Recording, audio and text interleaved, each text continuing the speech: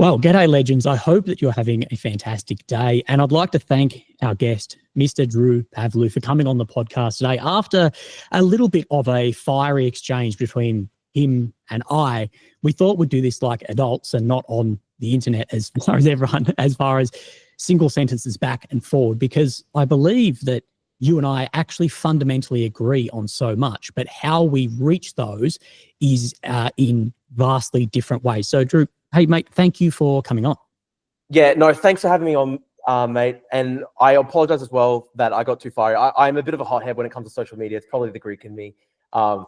Look, like the funny thing is that probably at the end of the day, we foundationally agree on so much. Social media is one of those things where, you know, small differences can sometimes be, you know, misinterpreted and magnified, and, you know, you end up in a clash that you didn't mean to get into. I went too harsh against you, and I deleted a post where I said you're leaning too much on the pro-Russia side. I deleted the post because I think I understand your position is like you actually you sympathize with Ukraine defending itself and wanting to recover the Ukrainian territories and stuff like that. You're trying to put on like a hard hat, like you're trying to be an analyst and you know you're trying to cut through a lot of the hopium that obviously does exist in the Ukraine circles online and stuff like that. And look, there's a place for that obviously as a military analyst, and we've got to be clear-sighted. Even as someone myself who's like a massive Ukraine supporter, I've got to be clear-sighted that like if there's a way that we could just end the war with if we could end the war right now where things currently are, if we could end the war right now with a guarantee that Russia would not be able to re-invade, then that's where I would be, right? Because as much as in my heart of hearts, as much as I believe, you know, their occupation of the Ukrainian territories is completely unjust, in my heart of hearts, I would love to recover Crimea, all these territories, like where things are right now for Ukraine. It's not like in an attritional war. An attritional war is not a war that Ukraine can win. And look, the sad thing is I actually blame Europe and I actually blame America for putting Ukraine in that position, because See, that's where I fundamentally agree, is that I put if Ukraine lose more than what was agreed to, well, not agreed to, but, you know, very close to in 2022 through 2023, I blame US and Europe, because I think their rhetoric versus what they actually do, I think it's disgusting. I put this on, and I put it a lot on Europe. I know we've had a change in the American leadership, but Europe is buying more energy in dollars worth of Russian energy, more dollars of Russian energy than they are military aid to Ukraine. Yet they'll turn around and say to Zelensky, they will say, as long as it takes, whatever it takes. And I go, no, that's bullshit, because then Zelensky and his command may be making decisions given on that promise of whatever it takes, as long as it takes. Well, then where the fuck are the Taurus missiles? Where are the Leclerc tanks? Where is X, Y, and Z? It's not 20 Abrams, 40 Abrams. That's bullshit. That's not what that means. And I put a lot of onus on what the rhetoric is versus the reality. And I think there has been a big blurred line. I think a really blurred line. And I think this is the fault of a lot of online propagandists between what is activism and what is being an analyst. And I think that has been blurred. And I think much to Ukraine's loss actually as well, because there's been a lot of analysts who get caught in this wanting to be an activist. Therefore, they will sell a bit of a promise that we know Russia's not out of missiles in 2022. But I want to continue, I guess, on before we get too stuck in. Your introduction, because people may not know. You may not know yourself. Like, firstly, I want to say I'm very, very glad that you actually went to Ukraine. You made the trip there, twice now. As many should. I don't agree with Mr. Douglas Murray, who believes you have to go there to talk about it, because otherwise we can't talk about the Roman Empire or World War II. But I think it really is a feather in your cap to go there and see it and meet the people. And, you know, you may get a different idea around that, as well as being mature enough to actually come on and speak with me. Like, if you knew, think of all the big names on YouTube on both sides of this, I've reached out to literally all of them, and no one wants to discuss this. So I really thank you for that. But if someone sitting here doesn't know who you are, I know it's difficult to define and pigeonhole what you do, as far as you're a somewhat contrarian orator through to Twitter activist and against a a lot of ideas that sit as far as ideological elements, which I actually would like to touch on as far as utopian visions. But could you give, I guess, a quick rundown of who you are? Yeah, okay, very fair. And look, thanks for saying that, mate. Look, it's true. Like, I agree with you on the Douglas Murray thing. You don't have to go somewhere to talk about it. I think he had some level of a point in that, like, if when it comes to someone like Dave Smith, like if you're talking about it, like if you've made it a really big central part of your like online persona and brand and career and stuff like that, like if I think this is also another part of it too, right? Like if you have the capacity to go, that's another big part, right? Like like if you're just like a random guy and you don't have the money to like quickly, grab a trip over to that's another thing, right? But like you've got someone like Dave Smith, they have the means clearly to go, but look, it's a difficult one, that one. Like I think I can see both sides of it, where like I think it's not something Douglas Murray did come across, like the way he talked. He's got the posh British accent. Like it doesn't necessarily sound good when he says like, you're not qualified to speak on these sorts of things with a posh accent. It's not exactly like, great optics. I think if you can do it, it's definitely something worth doing. And look, for me, I've always been like, I talk a lot of shit online, but I'm not somebody who just sits on my ass, right? Like like if I had to define myself, that's probably a big part of it, right? So how it started all for me, I was 19, 20 years old. I think I just turned 20 in 2019. I was really interested in what was happening in Hong Kong at the time. It was the Hong Kong protest movement. And I organized like a pro-Hong Kong protest at my university, the University of Queensland in Brisbane, Australia. And like 300, 400 pro-China nationalists came out, surrounded us, tried to beat me up. Like it was a crazy sort of experience. And then afterwards, like the Chinese government condemned me in their state media. The Chinese Consul General in Brisbane was condemning me. They put pressure on the university to try expel me as a student, which was insane. Like, and they brought in 2 of Australia's top 4 law firms. They spent like $500,000 in taxpayer funds trying to expel me. That was my introduction to like the world of politics and activism sort of thing. And I was primarily focused on China for a long time. And I was really big into the Tibet space and the persecution of the Uyghurs and stuff like that. I've been very supportive of Taiwan, all these sorts of things. Now, when Russia invaded in 2022, I immediately saw it as part of a broader civilizational battle, right? Like if I had to define where I sit politically, I believe in liberalism, right? Classical old-time liberalism. Now, I'll just make a note that we did do a quick cut there, but we're not cutting anything out. Sorry about that. Yeah, so I'll actually try and maybe you can cut out that part early. Maybe I'll just try and sum it up even quicker. So these days, like, look, to try to summarize where I stand and where I sit. These days, I'm more of a sort of political commentator and activist online. So I'm making YouTube videos. I'm writing essays and blogs. I'm making, I'm very active on Twitter and stuff like that.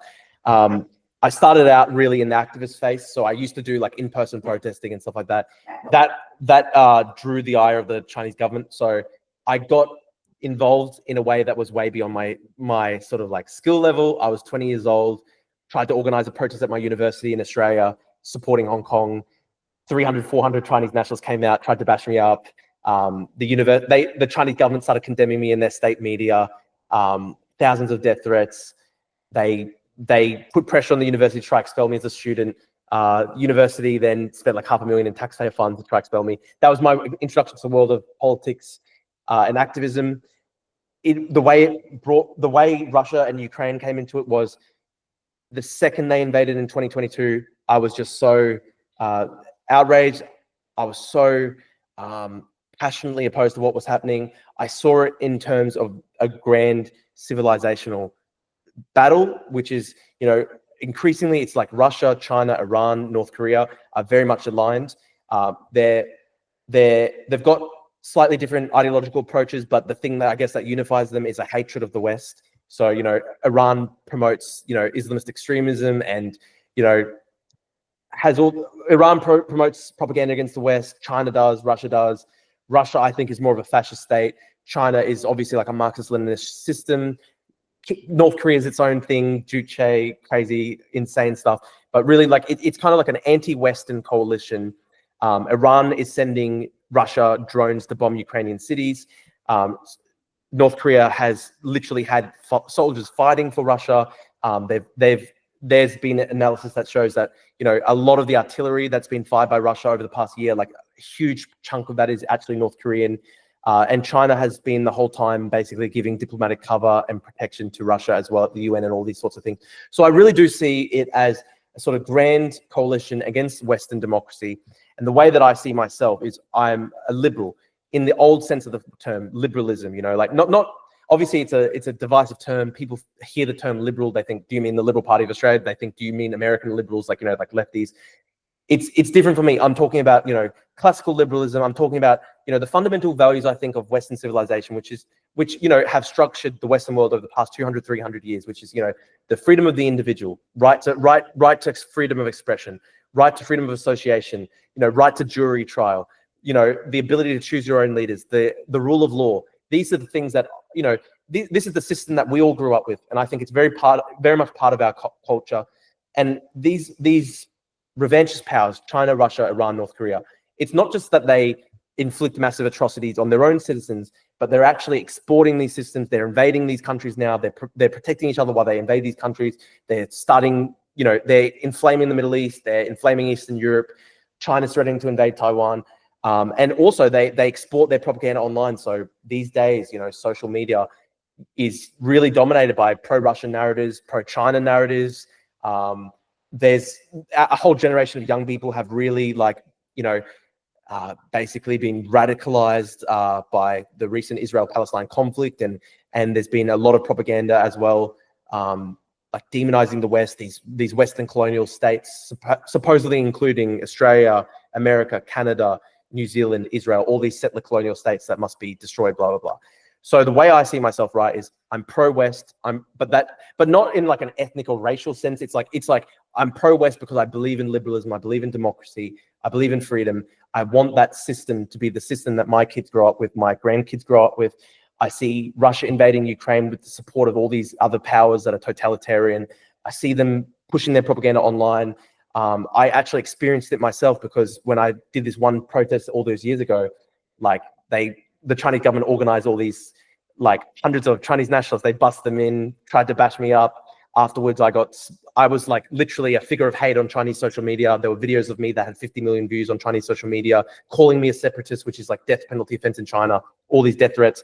I had a bomb threat campaign against my family. So like my mum, my family members, they started sending out bomb threats in their names to places. My brother's like a college soccer player in America, and they created a proton mail in his name, sent off a bomb threat to an airline. FBI visited my brother while he's just a college soccer player, completely apolitical.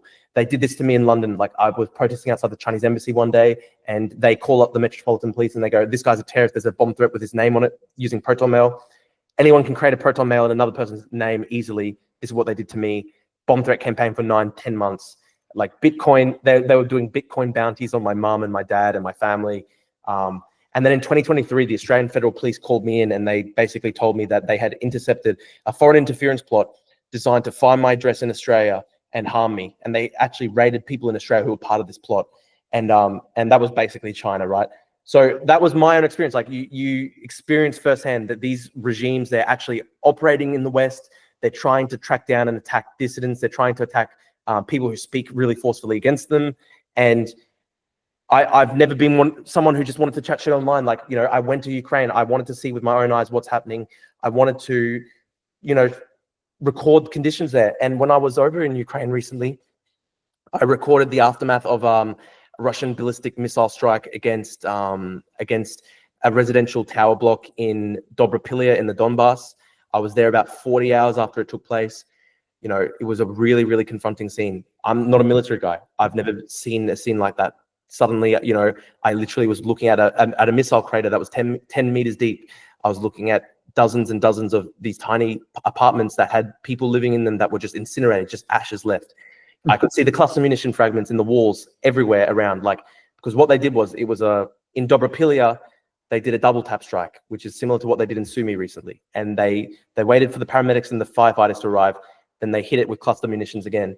And literally for 300, 400 meters around, you could see like the indentations in the walls, like, you know, just fragments just ripped out of the walls by the cluster munitions.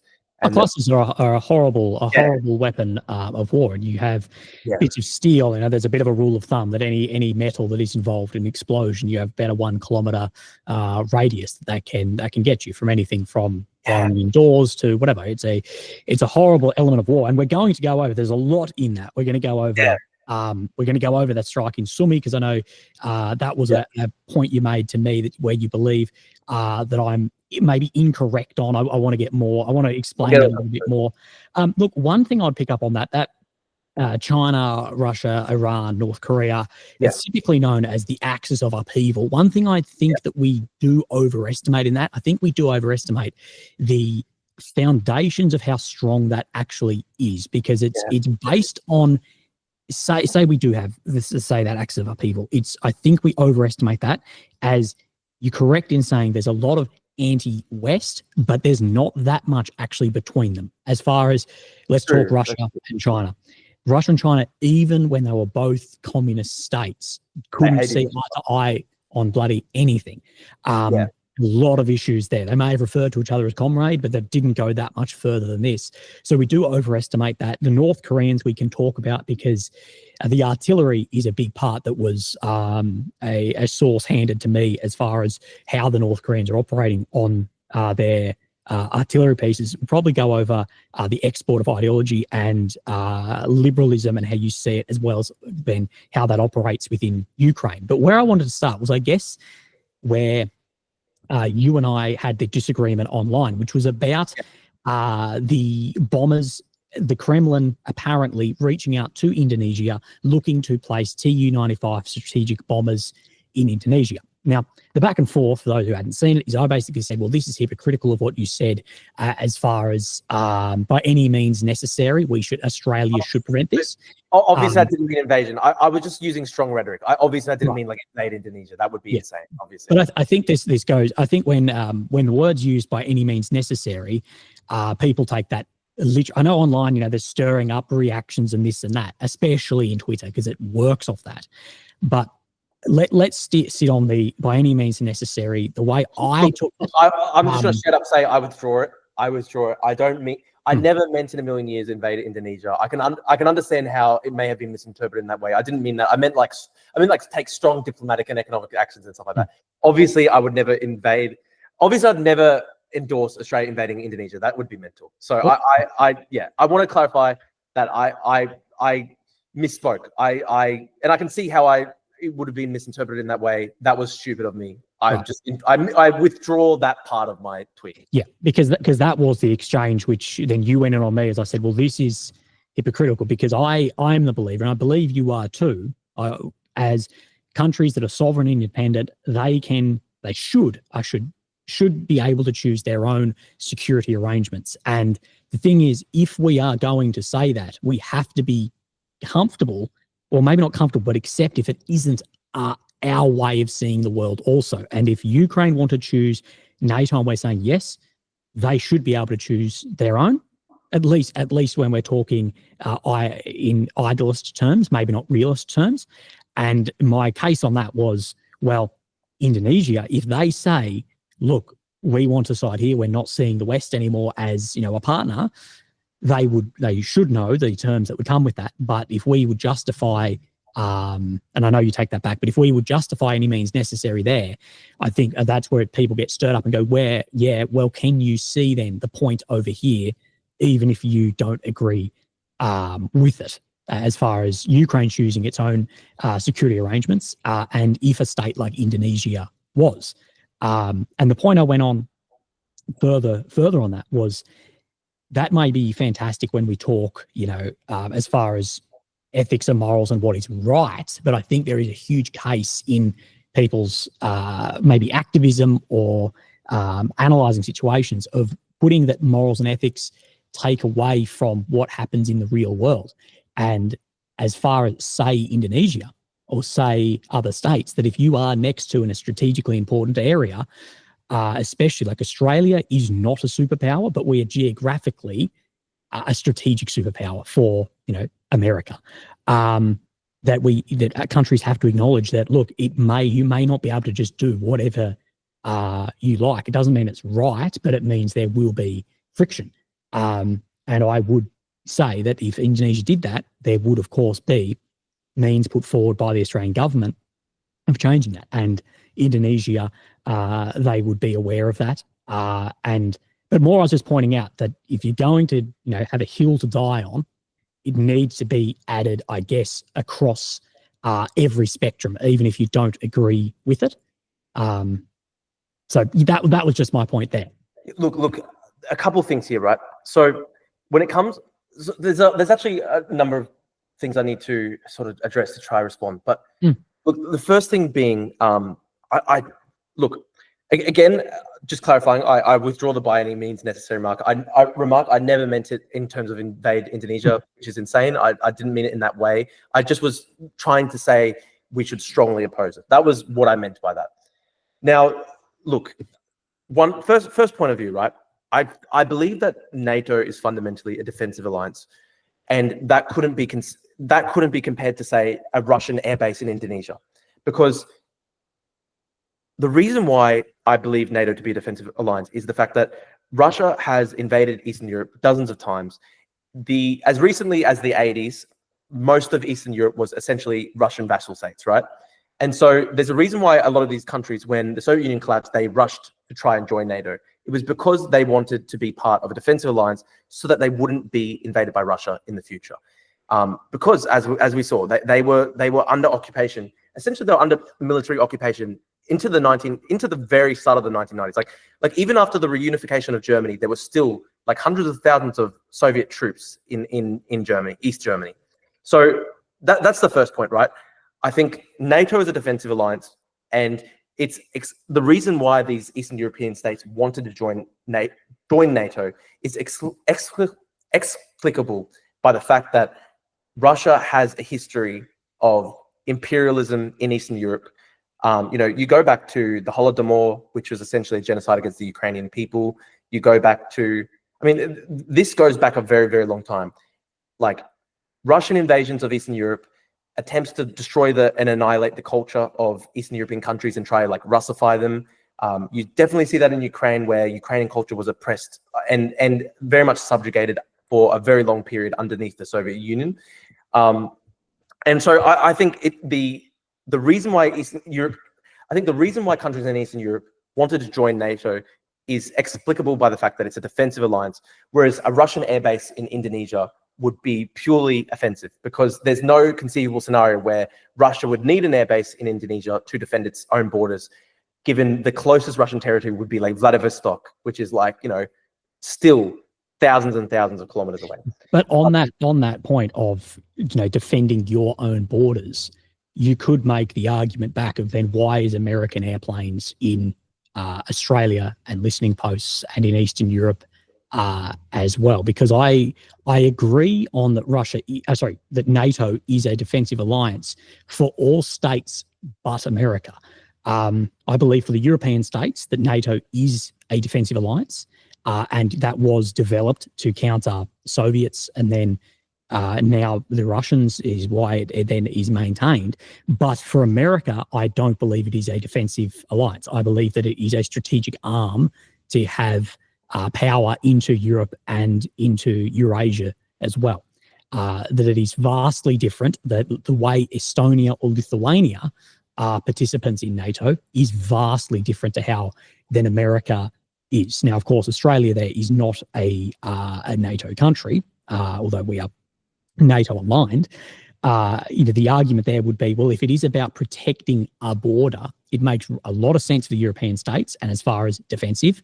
But, and Trump will say, well, why are we the biggest funder of this if it's not a threat to our border? And those bombers there, my strategic analysis of that is not to have offensive capability, because they would get wiped out very quickly in a larger scale war in that area. It was to have a deterrence to try and buddy up to China, to try and say, look at what we're doing to have more influence in this region. In case you want to make a move here, this may be further deterrence. The thing I see is, so you think it's like Russia almost trying to deter China, or Russia trying to extended vis-a-vis China, or you think China and Russia are partnered in this? I don't think they are partnered in this, but I do think that Russia see that China has to have a working relationship with them.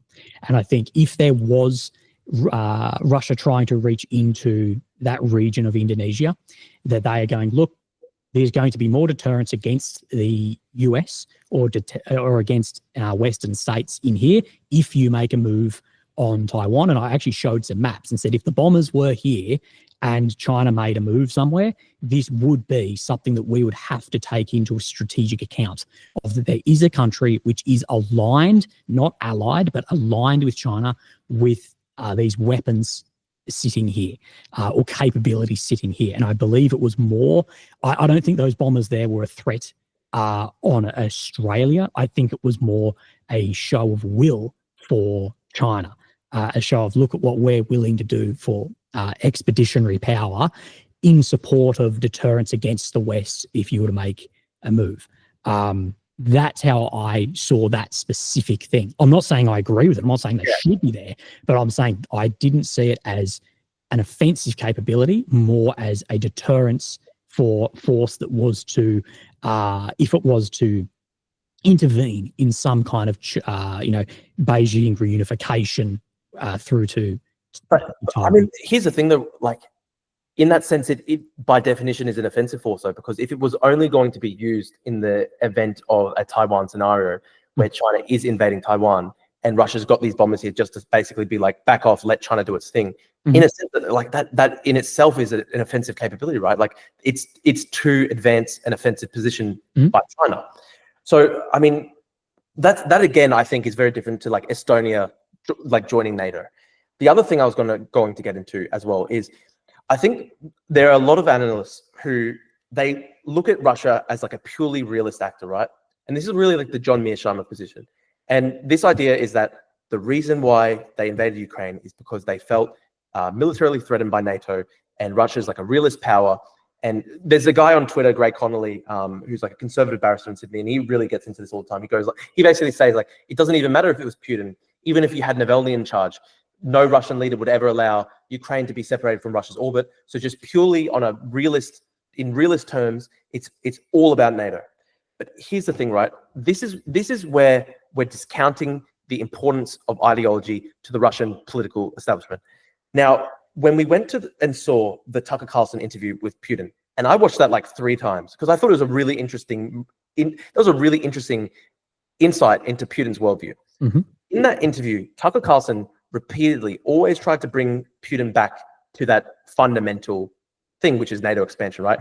And that's probably because within the mindset of Westerners, that's probably the most reasonable explanation for, like, if as a Westerner, you were trying to construct a rational explanation for why Russia has invaded Ukraine, the most rational thing that people can see is the NATO expansion argument, right? Because if you were to go into like these kind of like mystical claims about Russia and Ukraine being together for 1,000 years, you say that to the average average person watching who's a Westerner, and they'd be like, what the fuck are you talking about, right? This is why Tucker, I think, kept on trying to bring it back and steer it back to this realist argument. Because it is probably, if we had to go through the list of different arguments and justifications that Russia has trotted out to the world for this invasion, that is probably the one that is most readily explicable to Western audiences, right? And it's probably just literally a difference in mindset, because we inhabit societies that, you know, if you look at the way that Western society is structured today, maybe it's a little bit different in America, because like there's still, you know, a lot of, you know, religion in America, a lot of religiosity. You see like interesting polling where like you can ask the American people like, you know, do you believe in angels? And like a massive percentage of like, look, I'm a Christian, right? But you know, it's a difference between, say, like an enlightenment. It's a difference between enlightenment modernity and secularism, right? Versus like an enchanted view of the world. And I'm a Christian, but I guess I'm very much sort of like a rationalist, because I've been brought up in a sort of like, a rationalist secular culture, right?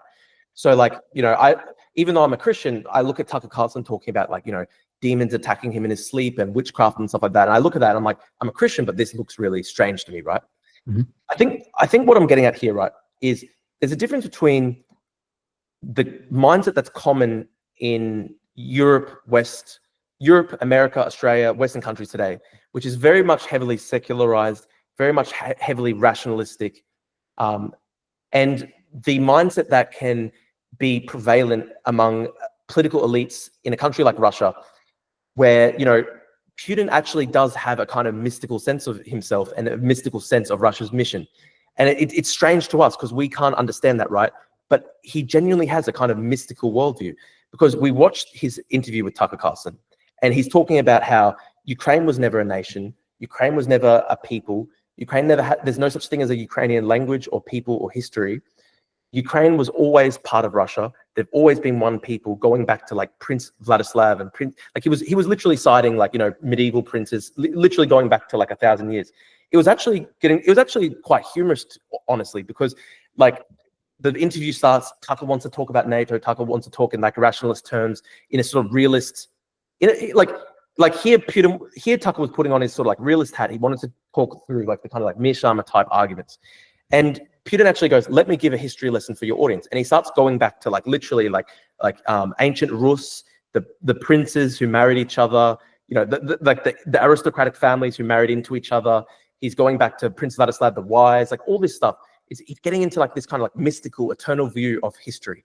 And what he is really getting at in that whole segment, and he talks for a really long time about this ancient history. And a lot of people in the West who watched the interview thought, like, people were commenting that they found it quite humorous or even strange the way Putin was talking. Because, again, there were so many different times when Tucker would try and bring it back to NATO, would try and bring it back to these kind of like realist arguments. And Putin would instead go, no, let's talk about like Ukraine's relationship with Russia in the 1800s. Let's talk about Ukraine's relationship with Russia in the 1100s. And so the way that Putin really sees this is that Ukraine is not a real country. He thinks Ukraine is a fake country. He thinks that it was basically invented by Lenin. It was kind of like a Bolshevik plot to kind of like split up the two countries. He thinks Ukraine is a fake nation, doesn't have a real existence. If it exists today, it's because people have been brainwashed by the West. People have been brainwashed by, like, you know, concerted American propaganda campaign. But really, at the core, it's one people. They're historically unified. And if only you could strip away the brainwashing, then they would realize that they're not actually Ukrainian, but they're actually Russian. This is kind of like Putin's worldview, right? And you could see this on display when every time Tucker tried to bring up NATO, Putin would steer it back to this. And it's very similar as well to the way that China views Taiwan, right? Because China views Taiwan in very ethno-nationalist terms. They see it as like, this is a country of Han people. All Han people should be unified under one single state. They actually think it's like an affront to the Chinese nation and to the Han people that there is Taiwan as a separate country to China.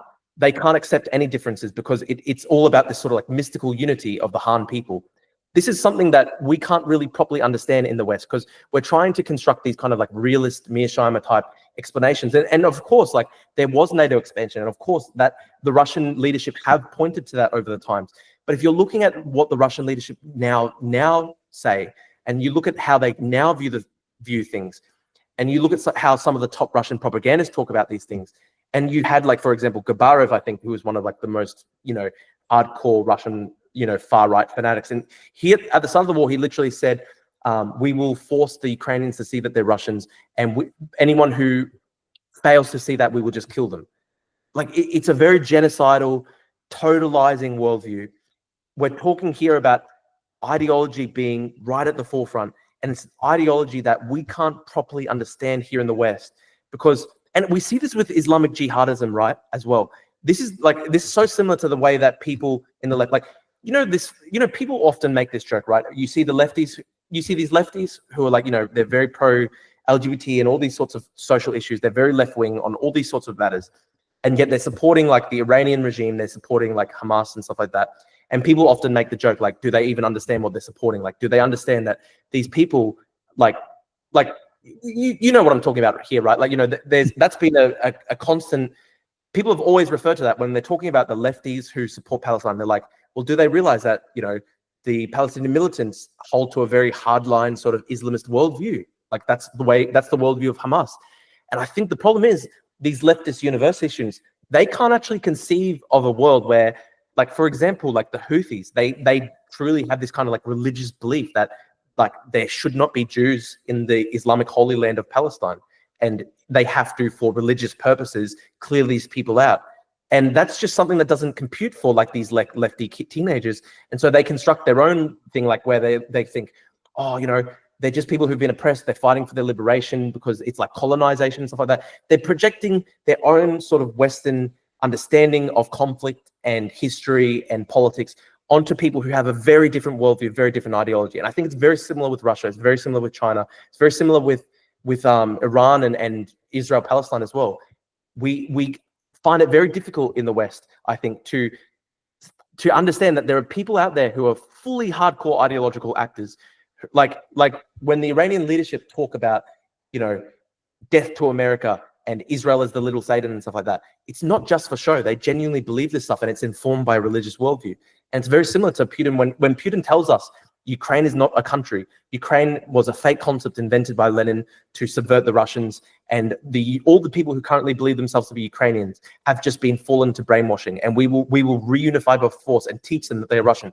That's how he sees the world genuinely. It's not just something he's telling Tucker just for convenience sake. This is how he sees the world.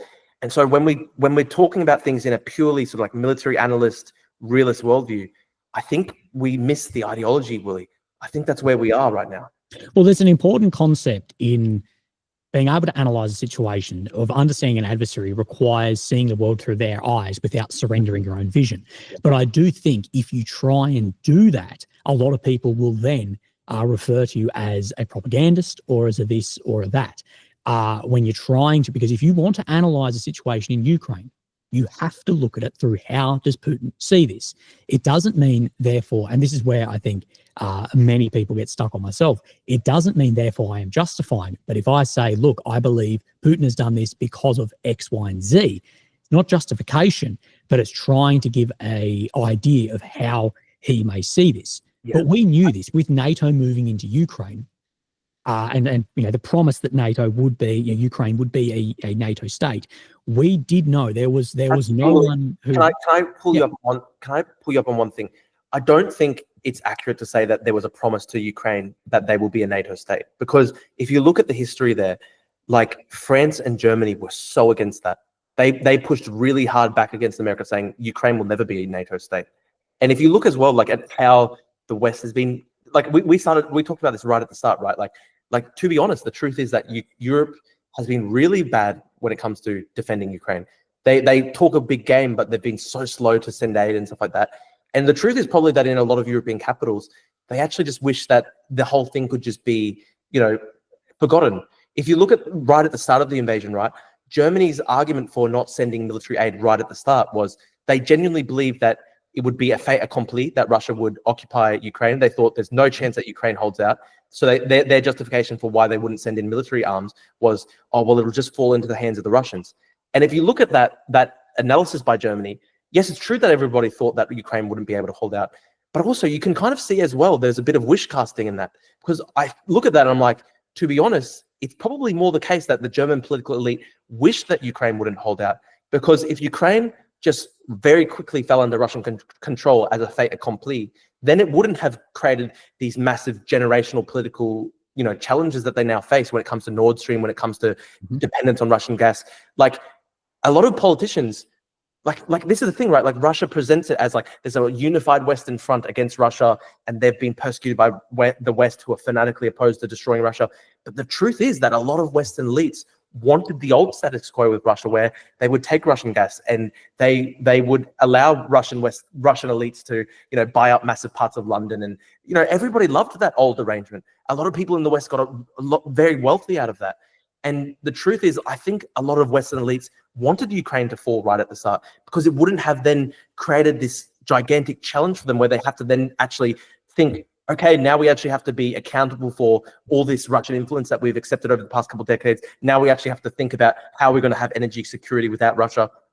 So I know that your position is that, you know, Ukraine was promised NATO membership and the West was kind of encircling Russia, but I actually see it very differently. I actually think it's more like honestly, the Western elites didn't really want to help Ukraine the whole time. So I think here there's actually an agreement between you and I that may be different. Is America was suggesting in other nations that Ukraine would become a member of NATO. Now, when you say a lot of other Western elites knew that then they would never join, I also agree on that. And where my problem sits in this, and this continues into my problem with the support into Ukraine, is that they knew this, yet if we look back at even RAND studies like extending Russia, that they knew, and yet means yet, that they knew that if they push on this, it is very likely there will be Russian military action. Not only very likely, Russia has said, we will do military action if this occurs. And where my position is, and what the position I think is disgusting, is we knew that was coming if we kept pushing on that, and certain states continued pushing on that as a way that they see, to quote Rand, of extend Russia or weaken Russia. And my position, especially towards certain American administrations and some European nations, is your priority helping Ukraine survive, or is it weakening Russia? Now, I'm not suggesting that they are mutually exclusive, but there are certain elements of this that I look at and go, I believe you are looking more towards weakening Russia than maybe what is now the best for the Ukrainian people. Because I first and foremost believe Ukraine, firstly, is the Ukrainian people, and secondary to that is then territory. But I would put the survival of the Ukrainian people above then just a territorial border. Now, I'm not saying that that is... I do agree with you on that. But I'm saying that I'm not willing, and this is one of my primary arguments now that we're 3 and a bit years into a attritional war, which in my opinion, and we can talk about this, that in my opinion, Russia is objectively winning the attritional war, even if we take Zelensky's inflated numbers and deflated numbers. And at this point in time, what I'm seeing is that these states are willing to sacrifice the future of the Ukrainian people for the sake of further extending or weakening Russia, in which we knew Russia would have a reaction to certain movements back in the day. And I believe that we saw in our best interest, that some certain states saying our best interest is to weaken Russia, even if it is at the expense of the Ukrainian people. So therefore, let's dangle this false hope of joining this alliance, knowing that they will react, and then we'll be able to kill a few 100,000 Russians or pour in these weapon systems. And I'm not saying that I don't think Ukraine has the capacity or should have had the ability to join NATO. As I said with Indonesia, if they want to sign an alliance here, or Ukraine want to sign an alliance there, I'm fully well, look, of course, there's going to be problems that come with that. If you sign a NATO alliance, your trade with Russia is going to decrease, and other bits and pieces. It doesn't justify invasion, as it wouldn't with if Ukraine said we want to sign a military alliance with Russia in some mystical world, nor would that justify us then invading the other way. Which, of course, there has been cases and definitely thought processes where that would occur in some states. But at the end of the day, I do think that there is this idea that it is these states who say that we are putting Ukraine first, the survival of the state, X, Y, and Z, but their priority is trying to weaken Russia first, because a weakened Russia, that is more beneficial to them than Ukraine surviving. And I find the rhetoric and pushing at this point in time, since we've seen the attritional war grind on, I see at this point is incredibly dangerous. And with Ukraine's demographic issues, with the losses, with the immigration, I see that these leaders, in my opinion, don't have what is best for the future of Ukraine in mind. They have what is worst for the future of Russia. If that makes sense. And I want to see Ukraine survive and thrive.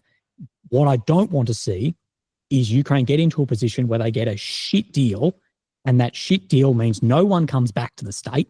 Once the martial law is lifted, a lot of men leave. Yep. Ukraine, being a very conservative state, is probably not the best option for a large immigration, like third world immigration in, and that Russia end up getting their maximalist goal of Ukraine not existing as a state in the next decade or a century, when the population decreases to a position of which NATO and EU entry is never going to be then on the table. That is primarily my position. If that comes across doomery, I'm looking at it as an analyst, not as an activist. As an activist, if I was waving a banner, I would say this is the border of Ukraine, push Russia back, and so that's. But as an analyst, I'm saying I think at this point in time that if we want Ukraine to get the best possible option, we have to look at diplomatic routes out, but we also have to have a realist view. Many people say to me that Willie went from a pro-Ukrainian idealist to a pro-Ukrainian realist. And we need to look at too that Russia and their lawmakers, their diplomats, these are not dumb guys. This is actually one of my primary concerns when you have Sergei Lavrov and Marco Rubio in a room together. One of my biggest concerns is the ability to diplomatically outmaneuver due to some people being in positions for decades at a time. But that's a conversation for another time. One of my big concerns is that we're not taking into account the reality of the battlefield. And this is like the ceasefire at the moment, which I see brought up, but I'm like, but you're not taking into account what is actually occurring on the front line, because that ceasefire at this point in time is never going to be signed by Russia in its current state. So this is where I want to ask you, what do you actually propose? Because if I could do, like, this is what I would accept and support right now. If you could freeze the lines right now where they are, with strong security guarantees for Ukraine to ensure that Russia doesn't invade again in the next 5 years, then that's where my position would be, right? My problem is that I don't believe that it's just about the Donbass and it's just about like those 4 regions for Russia. I think it's ultimately about they genuinely want to go all the way up to Kiev. I think they genuinely don't believe in Ukrainian statehood and nationhood. And this is my problem, right? How do you account for the ideology of the Russian ruling elite if they won't accept anything other than full Ukrainian subjugation? Like, this is where like if I could have a ceasefire on the current lines right now with strong security guarantees with Ukraine, like obviously I'm not Ukrainian, but that's what I think would be the best case scenario right now. Yeah, and we need to be aware that you and I in this, we don't have it's not going to impact our life as dramatically. We're both Australians, so we need to lay out that it's not us losing our home or not having somewhere to go back to or falling under a different regime. Can I say one thing here, right? Like, so that's a really good point, right? So I was in Ukraine last month, and I went to Kherson, where they've got the human safari going on. One of Russia's maximalist demands is that I think they've said that if the territory that they haven't been able to conquer yet in those 4 regions, right? Zaporizhia, Kherson, Donbass, if that can be handed over, the four territories in addition to Crimea that they've formally annexed, the current areas that Ukraine controls, if that can be handed over, they've whispered that they might accept that as a peace deal. Firstly, like the problem is, they did say before on the eve of the Swiss Peace Summit that would be a peace deal. Now there's two problems here, right? One is that means that Russia ends this war with a foothold across the Dnieper River. And that's almost like suicide for Ukraine as a nation, right? Because that's the one thing that probably defends Ukraine, that huge, gigantic river in the center of the country. It's almost like an inland sea. It's so hard to get across. But the largest strategic win for Ukraine is not anything but that. The largest strategic win is the both pushback and withdrawal, because a little bit of both of the Russian forces back across into the left bank of the river. Absolutely. So that's the thing, right? Like the first thing is, I can't understand or see any fair scenario where Ukraine would have, like, where Russia was given parts of the right bank of the Dnieper River that they haven't even been able to militarily conquer right now. I can't see any fair scenario. I can't see how that scenario would be fair. I also can't see how Ukraine could ever accept such a deal, even on realist terms, right? Because let's look at it purely through realist terms rather than moralistic terms. Ukraine's political leadership as realists, their number one priority has to be the survival of the Ukrainian state and nation, right? I agree with that, but I also do believe that there are decisions made which go counter to this. And the largest one I'd say at the moment, which I think is not only having a frontline impact, but also an impact informationally and optically, is Zelensky not willing to mobilize the 18 to 25-year-olds. This is what I refer to as the manpower paradox. Firstly, that the more men you have on the front line, the more men you are putting in danger, the less men you'll actually lose.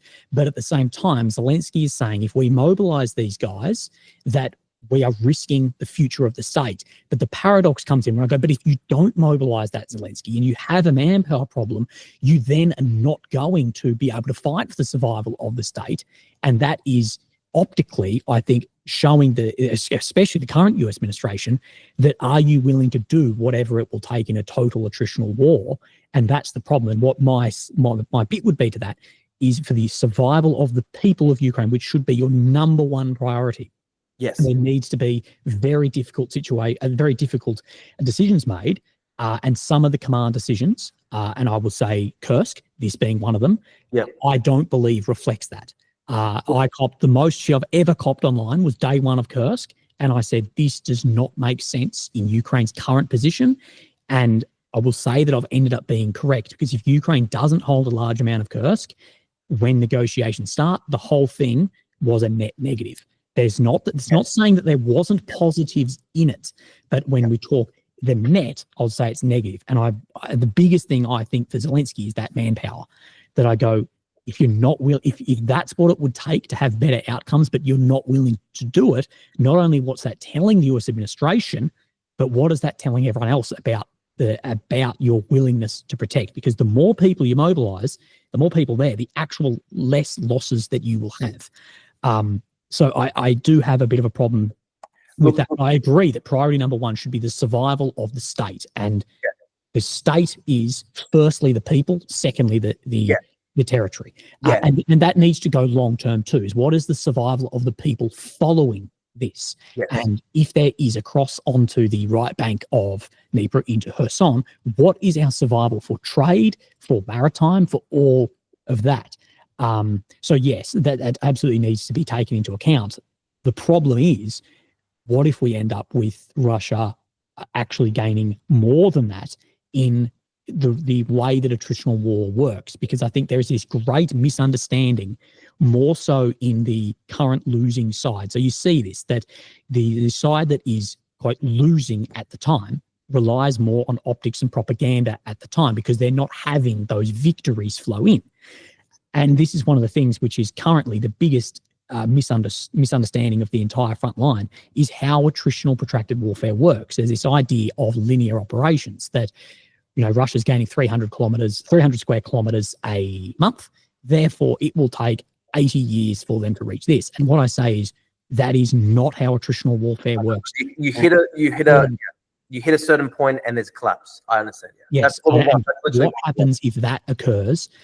And next thing, Russia is in this area. Now, I don't have everything at my fingertips to be able to analyze that, but certain messaging from Kyiv and from the US tells me that we are getting closer to that, because Zelensky has gone from the complete position of ceasefire only benefits Russia, it only benefits them to rearm, regroup, and reinvade, to now pushing very hard on a ceasefire. And that I go, that I'm reading into that. Now, maybe I'm reading into it incorrectly, but that I'm reading into as that may tell me more about how the situation actually is currently at the front. Look, part of that might be because obviously there's a huge sea change with the change in US administration, and they've almost made it clear that Ukraine's almost on its own. It has to basically be Europe. And look, even despite that, like I read a report yesterday that showed the Trump administration was trying to pressure a European ally to stop arming Ukraine. So it's not even enough that America will retreat from it. They want to try to stop Europe from retreating. I reported on that yesterday as well, Which is, I think that's honestly morally very fucked up. Now, the problem is, look, maybe Zelensky has shifted his position to supporting a ceasefire because of the battlefield situation. It could also be a political response to the huge political reality shift that has taken place over the past 6 months, where I think now America has almost a pro-Russia position. What I was going to say to you, right? there's two things here. One is the realist position. I can't see in any scenario where a realist Ukrainian leadership could accept Russia having any foothold on the right bank of the Dnipro after a ceasefire negotiation, especially if, because look, even though they are currently, I agree that on the current rate of attritional warfare, things favor Russia. I agree with you on that. Unfortunately, that's the case. That said, though, to cross back over the Dnipro River into Kherson, that's something that would require an order of magnitude that probably Russia does not have right now. To cross that river crossing is a huge thing. Mm-hmm. That's the first thing, right? Like, I can't see from a realist perspective how a Ukrainian administration could accept giving Russia a foothold over the Dnipro that it currently does not have. The other thing as well is the moral position. And look, it does have to come into account at the end of the day. Despite how realist we all like to be, we have to consider the moralistic position too. When I was in Ukraine last week, no, sorry, not last week. I was in Ukraine about a month and a half ago, 6 weeks now probably. And I went to Kherson while I was there. And Kherson is a liberated city. The Ukrainians have taken it back. It was under Russian occupation for 9 months. The Ukrainians took it back. It's now been subjected to, now Kherson has basically been subjected to a terror campaign by the Russians for more than a year now. And they call it the human safari. The Russian Telegram channels, they declared much of the city to be a red zone. They basically said that any vehicle traveling in the city will be considered a military target in the red zone. Even clearly civilian vehicles. They post. I do think we do need to be careful about what telegrams say, and where that aligns with action. But it does where command is sitting also, because, and I'm not pushing back on that exact point, but just because a group has said X, you can easily then bring up other examples of when, well, X has said this, and you know, on the other side, you would go, yeah, but does that guy actually represent the total forces here too? Because there does need to be a degree of what is official and what is doctrine and what is not. Now, the problem I'm of the opinion that there is not enough protection of civilians in all wars going on at the moment. And I do believe there has been a systemic use in the world of not only civilians in areas, but also the use of weapon systems where we know there will be large civcas, absolutely horrible. And I'm trying my very best to not add to an inequality of compassion towards civilians. So I'm trying my very best to not have a hierarchy of suffering and go, well, okay, civcas here is equal to civcas there, regardless of my bias. But we do need to be careful when I know. Said one thing, because if you go into some of the more extreme Ukrainian pages and read some comments, you could easily point out of, hey, they said this, but then you and I would push back and go, yeah, but who is that? Who is that online? I do agree with some of the targeting, like those dudes on the roof in Kherson. There's no it's not even the roof. Unbelievable. This is the thing, though, Willie. Like, and look, I understand the point you're making here. Of course, you can't just take Telegram channels, verbatim. Mm-hmm. That's what I saw in Kherson. Like, it's a terror campaign. So I walked near the river, right? I walked near the river. As you get closer and closer to the river, everything's abandoned. There's literally just nothing left. You see maybe like one or two babushkas. Like, it's just really old people. Sometimes it's homeless people. Mm-hmm. Like, but 95% is abandoned. Everything's boarded up. Everything's shut. That's because, and the guides we were with were explaining that this part of the city, even up to a year ago, like there were still cafes operating. It still existed. But as the human safari campaign progressed, things got so bad that it's effectively been abandoned closer as you get closer to the river. And I could see the shell, the fragmentations in the wall, the telltale signs of cluster munitions in the streets. I saw so much evidence of, just buildings that have just been burnt out. Mm-hmm. The few vehicles that we did see as we got closer to the river, they were speeding like mad. And what our guide explained to us was that because the Russians did basically say that they consider all vehicles to be targets, like when you get closer to the river, people are speeding like mad, like 150 k's an hour, because they don't want to be left there even for a second, because they don't want to be hit by drones. The guides we were with were explaining that they reckon it's about 10 to 20 casualties a day in Kherson. And you see footage all the time, and I see this on the Russian Telegram channels. They are in the practice of just literally dropping grenades on people. And you watch these videos, and it's very often the case that you look at these videos and you're like, I can't see how this is a military target. it looks to be like they're randomly dropping grenades on civilians. And this is what people told me on the ground in Kherson. I saw how a massive section of the city was just effectively abandoned because of the terror campaign. And like they boast about it. They film the videos online. I talked to people who had been, who had family members who had been targeted in these campaigns and stuff like that.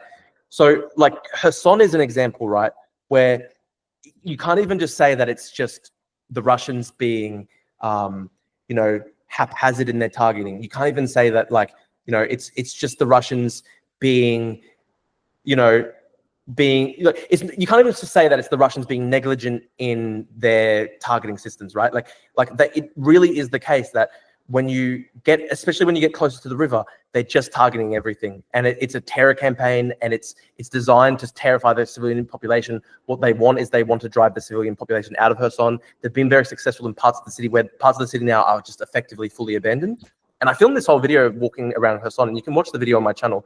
I filmed myself walking, and it was like I Am Legend, man. It was really eerie. It was really quiet. No, I was in Kharkiv following the pushback of forces. I completely understand what it's like, but my more point on this is, there's a horrible thing. I'm not trying to discount that at all.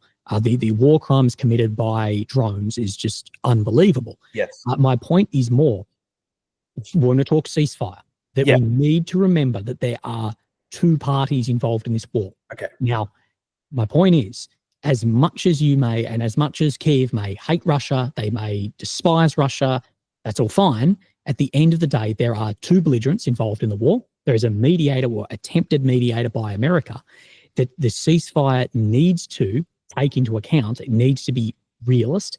It has to take into account what is happening at the front line now. And at this point in time, the most difficult party to get to sign a ceasefire of military action would be Russia. And my opinion on this is, Europe and America, they don't have, or they're not willing to give a carrot big enough to Ukraine to put them in a position of power militarily. I agree with you there. Is not willing, or Europe is not able to, or a lot of Europe is not able to, and the West as a whole is not willing to. Yep. Therefore, if the carrot is not available to Ukraine, whether by policy or by whatever, therefore your option, if the stick is not available, I'm incorrect on that. If the stick is not willing, if you're not willing to give it or able to give it, the only option then is the carrot. And the problem is, if you're going to have a carrot, you need to bring Russia to the table, and then you need to take into account of, well, they are currently taking ground and winning the war of attrition on the battlefield, and Russia know that it is likely that they will get into a greater position of power the longer this goes on. And this is where the threshold of being pro-Russian is incredibly low online. America supply the most amount of ISR and weapons to Ukraine to defend themselves, yet it will be they are pro-Russian. And if I say strategically it makes sense for Putin to delay, that is a pro-Russian position. Although what I'm talking is, it makes strategic sense for him to delay. My concern is, no one's willing to take into account the reality of the battlefield and the reality of their will and go, shit, what would actually be acceptable to the Russians now, as much as we disagree with it, as far as morals, ethics, what's right, I'm leaving that out of it. I'm going, if we want an end to the war now, you cannot propose a ceasefire that is only benefits Ukraine and is being used in that way as an optical tool to try and show that Russia's not willing. Because the military ceasefire that is being proposed is, when you look at it in complete objective terms, leave out, if you were to just put it as X and Y and leave out Russia and Ukraine, it is completely in favor of Ukraine, which I might agree with morally, but it doesn't make sense if we were to talk about it as X and Y, that it cannot be in the side of the country that is currently not winning on the battlefield, because that ceasefire, it is a military ceasefire. So Russia's leverage is military. The West, and in the West I'll include Ukraine when I speak the West's leverage is economic. So the ceasefire proposed only impacts military. It doesn't impact economic. And I guess, and that's why I don't see, with that in its current shape, that Russia will be willing to sign that at all. And at the end of the day, the country that does not have the upper hand will not be dictating the terms as much as we might like them to. That's not going to be occurring. And my position then is, and my concern, if Putin says no, and this is what I call the forbidden question to the European leaders and the American leadership, what happens if Putin says no? That if this ceasefire gets proposed, we know Europe and America, NATO is not willing to deploy forces kinetically into Ukraine while there's a war. We know that. We know that the aid is, growing a bit long in the tooth, and more people are objecting more and more. What occurs if Putin just continually says no? What do we do? What does Europe then do? And what I say is, if you reduce the Kremlin and their leadership to just a bunch of barbarians with no idea what they're doing, I think you'll make very grave mistakes. Because what I've said is, strategically, I can see that I think Putin's army will hold out a lot longer than Trump's patience. And Trump's leverage over Russia is nowhere near as much as it is over Ukraine. He has far more leverage over Ukraine. And I think Putin, if he just continually says no, are we then going to see Europe get off their ass? No. Even if we do, it's going to take them years to build factories to be able to backfill things. So, they should have done that back then. Europe needed to realize the actual threat and get off their ass years ago. Sadly, that didn't occur and may not be able to occur. So more my position is, I do not agree with Russia taking the 4 oblasts of which they do not occupy. But I don't see, if we are saying we want the war to end next week, I don't see why Russia would agree. And remember, you need Russia to agree too, as much as you may not like it, to freezing the current line of contact, unless there was a carrot dangled, and the carrot would have to be economic relief. And that is the diplomacy that is very difficult at the moment. Is no one's willing to cater to Russia's needs or wants as far as economically, and that may be right morally, but then you're not going to end the war. And that's the concern here. Is I believe that Putin and his leadership, they know we will just outlast, and that scares me, because then if you end up with Russia in a 6th oblast, in a 6th area, and you come to the table on worse terms, that really is a concern.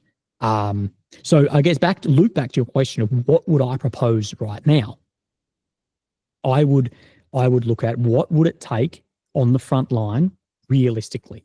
And if that is a freeze of the front line, maybe the complete take of Luhansk, maybe Donetsk, but not a crossing into Kherson. Into the right bank of Kherson. And as well as, because we're not willing to hand you the rest of Zaporizhia or Kherson, there's going to be some level of economic relief. I'm not saying that's what I want to happen, but what I'm saying is I believe that is the realistic, if we're realistic about what Putin may accept, it's that, unless we are willing to make the cost of war much higher on Putin. And I'm not sure how we do that, because I think the West's strategy, and this is what I have a problem with, and then I'll let you speak, I'm sorry. No. The Western strategy has been for Russia to lose, not for Ukraine to win. And that is where I believe that we have gone completely incorrect, is that and I know that hindsight is the foresight of arseholes, and to quote Douglas Murray as well, or to misquote him here, but he makes a really good point in Joe Rogan about the fog of war, when you turn back around, then isn't seen as fog. So it's easy for us to talk here. But we thought the victory for Ukraine would be through a Russian economic or military collapse. And this is where John Mearsheimer is correct, I believe, that the end of 22, after Kherson, Kharkiv, was the best time for Ukraine to negotiate. It's easy to say that now, but I believe that we cannot keep on this path of the way to Ukrainians' victory is by a Russian failure. That is a very, very dangerous gamble to be making. See, okay, look, all very interesting points. Sorry, there was a lot in that. No, all very interesting points. Like, I understand that you're coming to it from a purely realist lens. I mean, I appreciate that you think even within a realist lens, they need to, at the very least, prevent a crossing of the right bank of the Dnieper at Kherson. I think that has to be a minimum. That of course has to be a minimum calculation, because if there's any Russian foothold on the right bank of the Dnipro, that means that any future invasion becomes much easier for them. And therefore, what that would mean is that following the end of hostilities, there would be massive immigration from Ukraine. People wouldn't believe in the future of Ukraine as a state and a nation, and therefore giving Russia a foothold over the right bank of the Dnipro almost is handing Russia an ultimate victory over Ukraine, because it almost, yeah. It is in time. It is in 5 decades down the track. Yeah. In my opinion. So I appreciate that from a realist perspective, you understand that and you agree with that. A couple things here. I mean, one, obviously, I know that you're trying to avoid moralistic language. I have to say, it would be very, very brutal to try and say to the Ukrainians that parts of the Donbass that Russia has now been fighting over for 14 years. So, for example, I believe Slovyansk is still in Ukrainian hands.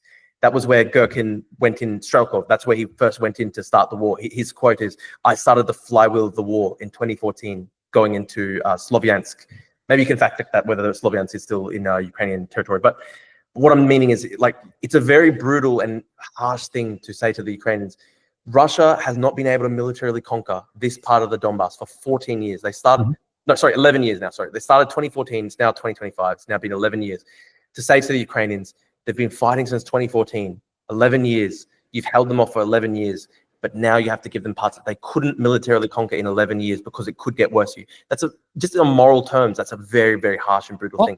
I agree. And if there was a Chinese movement in Australia and you said to me, hey, look, they've taken this area, but we're going to give them WA, my opinion also may be fuck off. So yes, I'm also saying it's a lot easier. And that's why I disclaimed at the beginning. It's a lot easier for you and I to sit here because we're not about to lose our home. But what I'm trying to do is reduce and take away moralistic terms and go, if you really want to end right now, what is it going to take? It is a calculation, the consideration though of the Ukrainians who don't want to lose their homes in this area. So if you look at Kherson, for example, like, I'm pretty sure when I went, their estimate of the city, no one has a proper estimate, but like people estimate maybe 50,000 people left. And it was a city of like maybe 250, 300,000, I believe it was. So it's been very much emptied out. The only people who are still there, the only people who are still there are people who, like, the way it was explained to me was like, the only people who are still there are people who have nowhere else to go. They're people who are really poor. Some of them are even homeless. So for example, we literally met some homeless. It was insane. We met some old homeless babushkas living in the park. And I'm like, my God, that's the worst living conditions almost imaginable, because the freezing cold of a Ukrainian winter.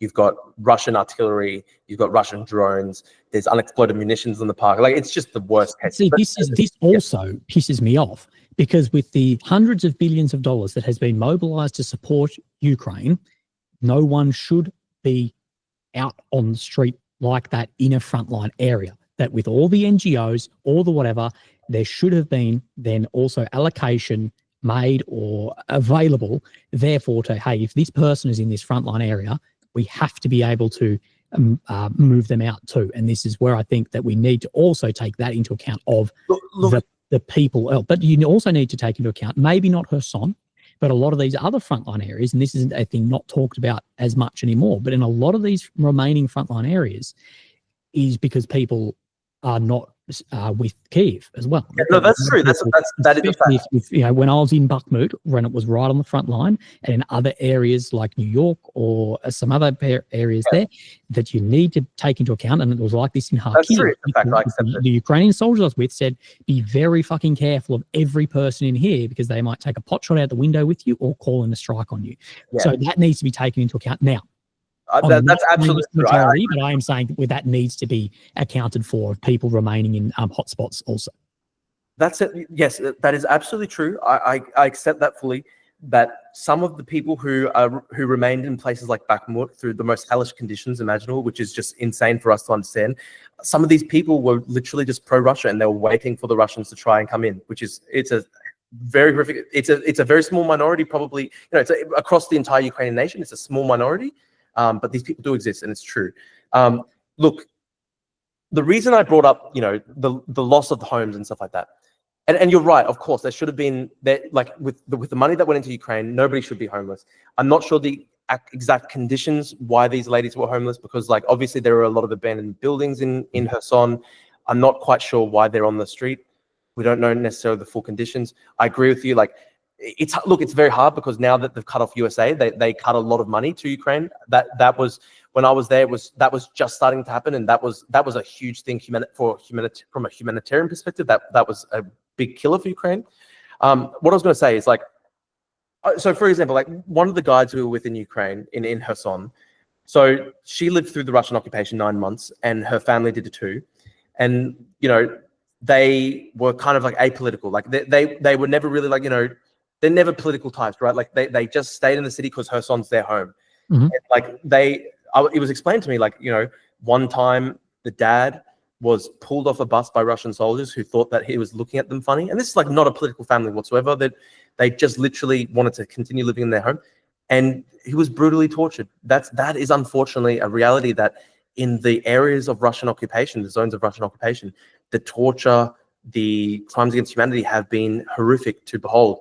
And so one of the darkest parts of this is saying if territory is going to be handed over, there will be people who would be consigned to their fate, people who would be left to live under that horrific occupation. Well, if that happens, they're not going to then move. They can't, you know, as much as Deep State Map might like to imagine that Russia can teleport troops.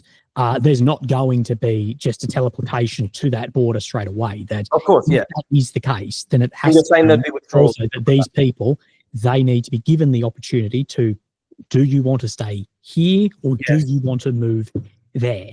And I hope that those people, that if they lived, you know, through these conditions, will go, yep, I'm moving there. And I hope that adequate lives are produced. And I'm not saying it's fair. I'm not saying it's right. I'm not trying to justify that. But what I'm saying is, I don't see what otherwise would be involved in a ceasefire at this point in time than that. And it is a horrible, horrible thing. But it's back to my case of, I believe at the current trajectory of attritional warfare, there is a large danger, and increasing daily, that next thing we see, instead of 300 square kilometers per month, we see 3,000 square kilometers per month. And next thing, Russia has a military foothold in then the right bank of Kherson, or further into Kharkiv. And next thing, it's Putin going, well, actually, we want all the way to the Dnipro River.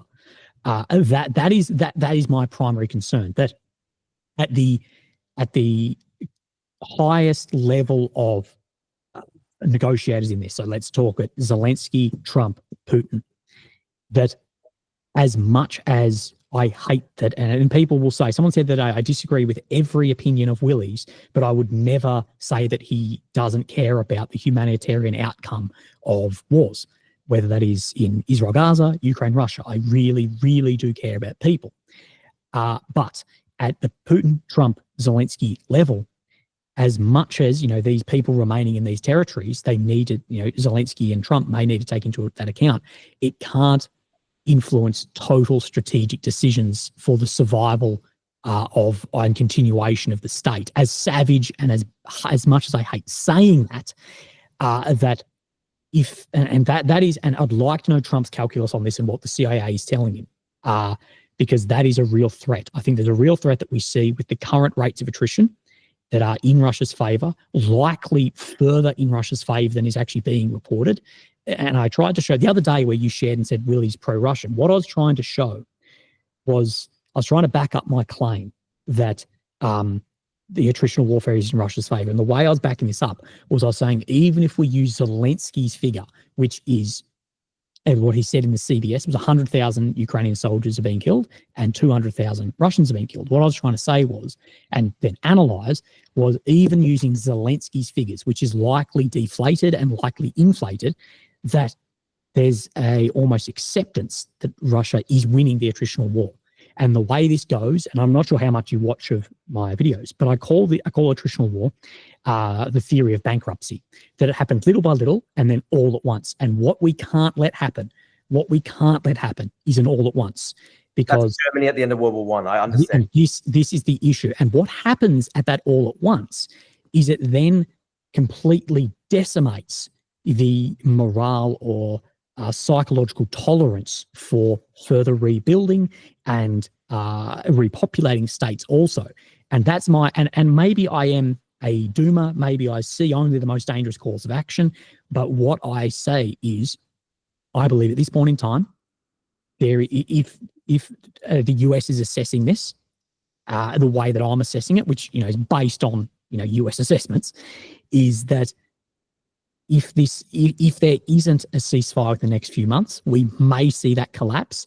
And what is even worse is if then Putin is in a position that he says, "I want more," and that is a big issue for me, because I'm basing it on probably maybe I don't take into account as much ethical or moral arguments. Maybe I'm looking at it too much as far as figures. But when I see, I can't remember his name, but a high rank in the Ukrainian armed forces to the media promoting that 500 people had joined in their voluntary campaign from 18 to 25, and then articles come out also saying Russia's recruiting 30,000 people a month over that scares the shit out of me, because I'm going, hang on, if we continue, the rate of attrition, which Zelensky said, is 2 to 1. Now, I seriously question that through times of artillery and fab barrage. But even if we take that and then we take those recruiting figures, which I know Ukraine has a lot of, mobilization efforts and other, we can't compare that 500 to 30,000 because it's only a small block of that 18 to 25. But that tells me that the situation is very grave. And what I don't want to happen, and this is where people get mixed up on maybe where I see, what I don't want to happen is then see an even worst case scenario that we would see as the worst case now being even worse. And next thing, we end up with Russia to the Dnipro, and we end up with these large cities being gone. And we need to look into where, and I believe that the event horizon, if you asked me, when did I see the event horizon cross? I would have said 6 months ago, 8 months ago. But if you ask me in hindsight when I saw it, if you ask me now, I would say the 2023 counteroffensive, when Ukraine was the highest morale, best trained, best equipped, society was fully on that we are retaking this, and that objectively failed very quickly, and not undue to, I think, the West wiped their hand with that. And I think the Biden administration has fucking a lot of questions to answer about that. I agree with you. But I think that is the point where event horizon got crossed, and we're heading towards militarily a more level of defeat. But I question whether the Western, some of the Western supporting nations are happy to do that, because the further that goes, even if it's retreating Ukraine at a faster rate, it's also retreating Russia.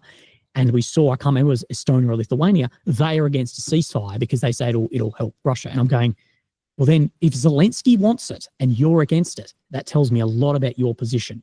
And I question a lot of people's position, even a lot of people online who may have a Ukrainian flag in their bio, is, are you pro-Ukraine or are you anti-Russia? And you can be both, but I think you need to see that that's on a spectrum too, that I think a lot of people will sacrifice Ukraine for Russia. And personally, I find that disgusting. Look, I would never sacrifice Ukraine. Look, me personally, I would never sacrifice Ukraine for Russia. Look, one of the things that I actually find admirable about Ukraine in this conflict, if you compare it to say like the militant factions of the Palestinian leadership, right? Like, the Ukrainians have always said that they care more about their people than the land. They've evacuated people from frontline towns and stuff like that. That's a very different mindset to say like Hamas, where they've tried very hard to block the civilians in the north of Gaza from leaving towards the south. They've tried so hard to, Hamas has said many times that they're willing to sacrifice huge amounts of their population to try reconquer the territory, etc. I actually think that is one of the more admirable features of Ukraine, the fact that they actually do see the people as the most important thing. I agree with you. Like, I don't want it to head towards a collapse position.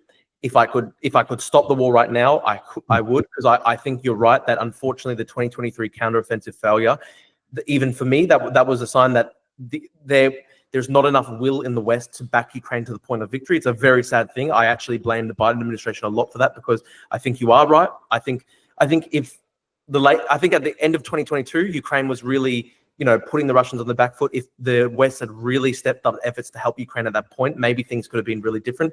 But it seems that basically Biden wanted to freeze the conflict after Kharkiv and after Kherson. I think that the Americans got really scared that Russia would use tactical nuclear weapons, and I think they essentially decided that they would freeze the conflict lines. And I think therefore the moral disaster actually really lies at the foot of Biden and Jake Sullivan and these people, because they never really gave Ukraine enough to win. And I think it was possible at a point for Ukraine to have won. It's now the point where I think you're right that a ceasefire is the best thing to do. You're also right that that can't involve, giving any foothold on the Dnipro River. I think it's a very, very tough ask to ask the Ukraine to withdraw from areas that they've defended for 11 years without Russia ever being able to set foot there. The other thing being as well, when we talk about, you're effectively talking about population exchange. And the problem is, I don't think Russia would actually accept that. So I think at this point in time, they're currently saying to people in the Russian occupied areas of Ukraine that unless you take a Russian passport, you will be deported. But I don't think they're talking about deporting these people to Ukraine. I think they're talking about deporting people to Siberia, etc. So there's very little. It doesn't seem to me like Russia is willing to even to think about even to think about population transfers. And a good example of that as well is the large-scale systematic transfer of Ukrainian children from the occupied areas to be raised as Russians in Russia. And that actually does meet sections of the genocide definition under the UN Charter.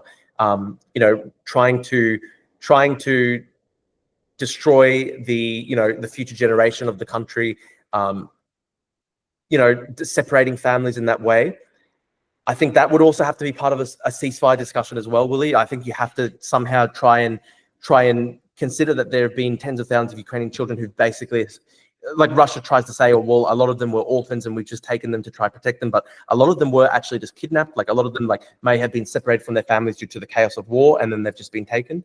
So that has to be taken into account. These children who've been taken has to be taken into account. I think you're right that it would have to at minimum involve a population exchange. But the problem is, at this point in time, it doesn't look like Russia would accept any population exchange, would accept people in the occupied territories leaving for a liberated Ukraine. So this is all part of it that we have to consider. The other thing as well, but that goes into my forbidden question then, is if we're not willing to take into account what Russia may want, and leave morals out of this, if we're not willing to take into account Russia's requirements for a ceasefire, what then do we do? I mean, well, there is this other option, and I think you haven't considered it. And I know that the political realities right now may not. So me personally, I've already completely discounted American aid to Ukraine. I'm coming to this, what we're about to discuss, I'm just assuming that America would not be part of it because of the position of the Trump administration.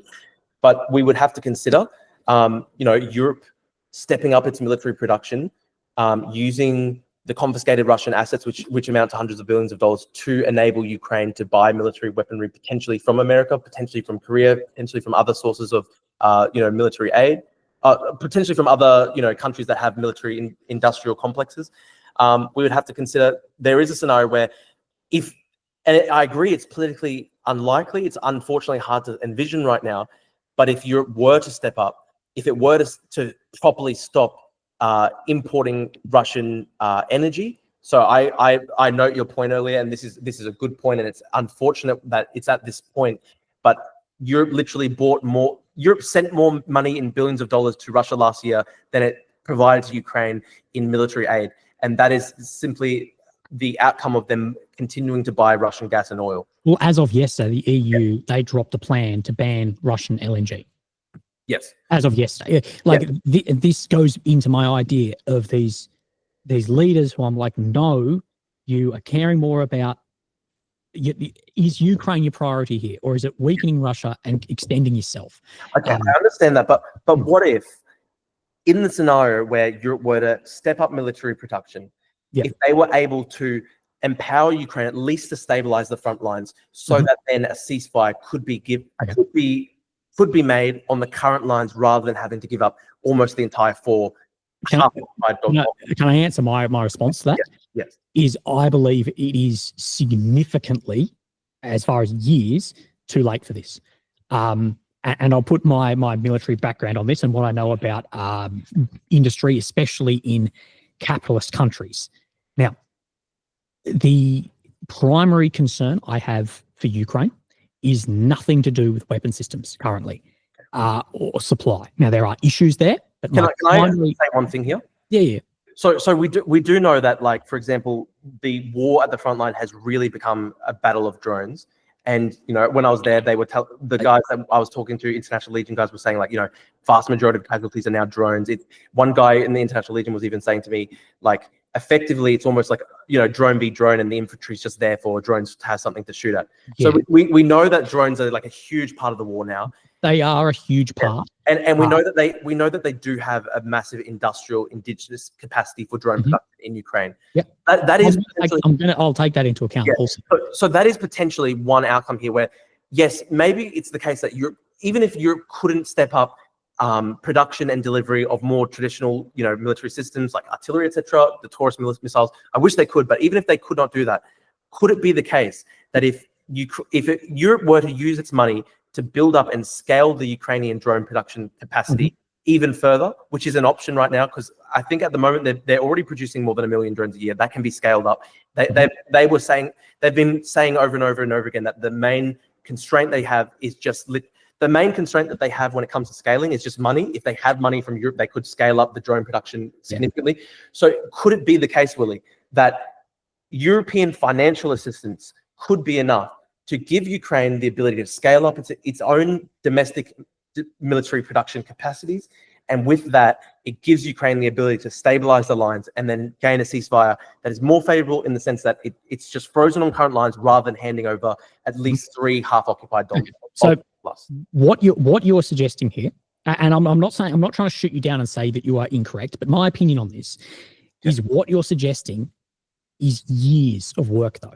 It's not instantly. It's very difficult in Europe with the energy problems, with tariffs from America, from all of this, to step up industrial output. It is very difficult. Look at the targets which are already not being met in countries like Germany. That's true. Norway and Poland are buying South Korean vehicles because Rheinmetall can't make their needs, and they also aren't to the same standard. But what my point is here, and I'll go back on a few things, is the primary issue that Ukraine has is not weapon systems or drones or artillery. It is manpower. And the problem is this manpower, as it creeps down, then influences, of course, morale at the front line and the willingness of men who haven't signed up yet or are then mobilized. Yes.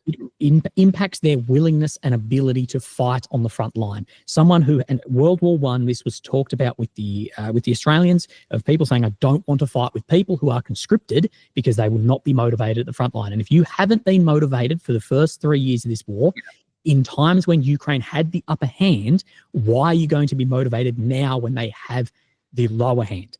Now, my primary thing is that weapon systems are secondary to the manpower problem that Ukraine has. They just do not have enough men. Now, drones are a massive asset on the front line and have caused huge amounts of losses, both Russian and Ukrainian, through this war.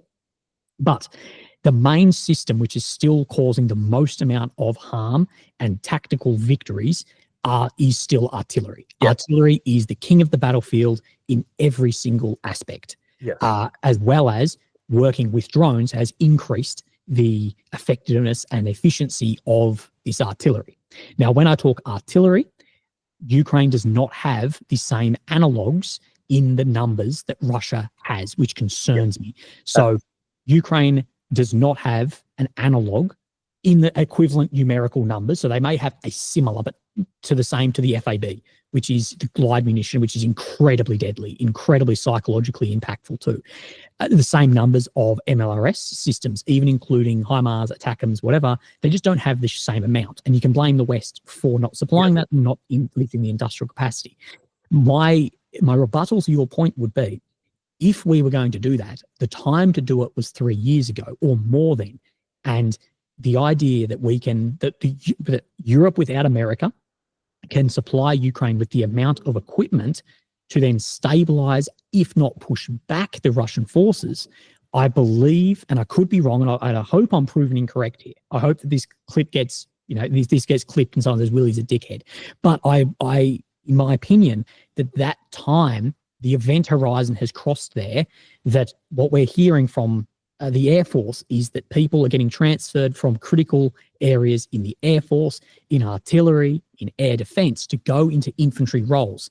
And my take on that is, well, this indicates to me a manpower shortage, and not only of available men, but willing men. Dragging a guy off the street, putting him on the front line doesn't mean that he's going to be effective. And my concern is, if Europe could give Ukraine everything right now, maybe, but to uplift the industrial capacity of Europe to the point of which it needs is going to take years, if possible at all, given some of the other restraints. And one of those restraints, now people may say that I'm not advocating for democracy. I am advocating for capitalist democracy. But one of the restraints here is also democracy, that you have elections in Europe. And if the X country is going, we are going to, reduce the standard of living and increase this to increase our industrial output to fund Ukraine, what you may see is this shift the voting and how people vote on then the governments in those cities. So that's a problem, and that's going to take, this takes years to do. So there will be felt impact of that. So this is that time. That's my concern there, is if you could give Ukraine all of it now, maybe. But the problem is, let's talk tanks, fighter aircraft, Patriots, whatever. The lead time on that equipment is so long to be. I know.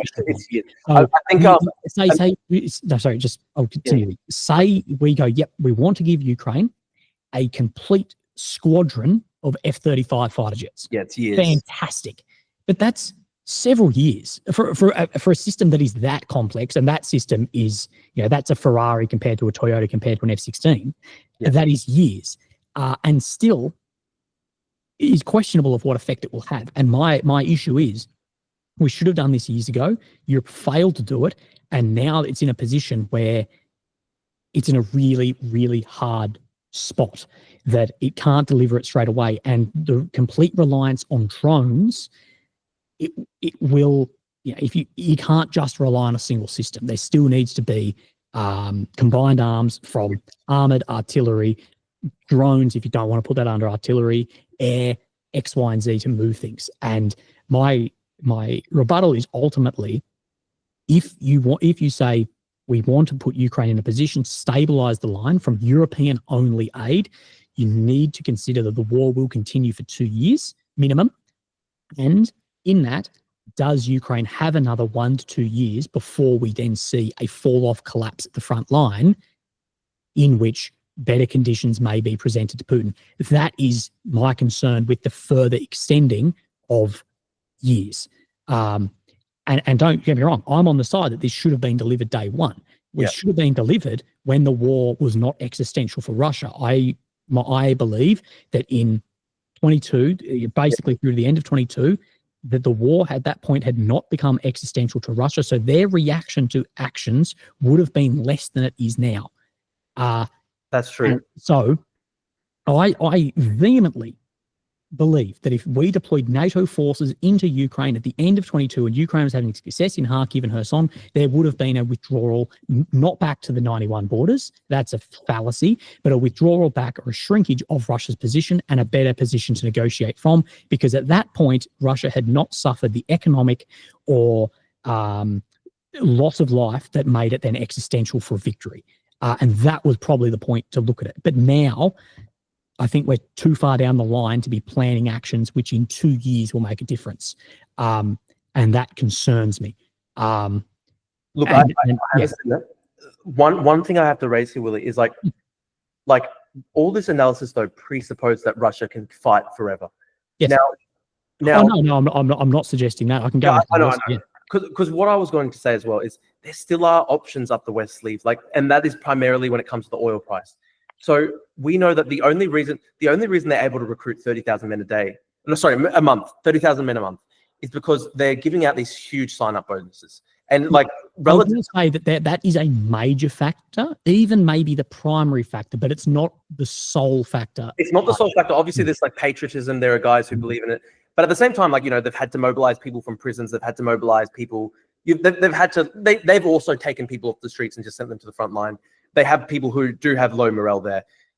Of course, I'm not denying that. The big thing probably is the fact that they're able to offer salaries to the soldiers that are so much higher compared to the normal wage in the Russian economy.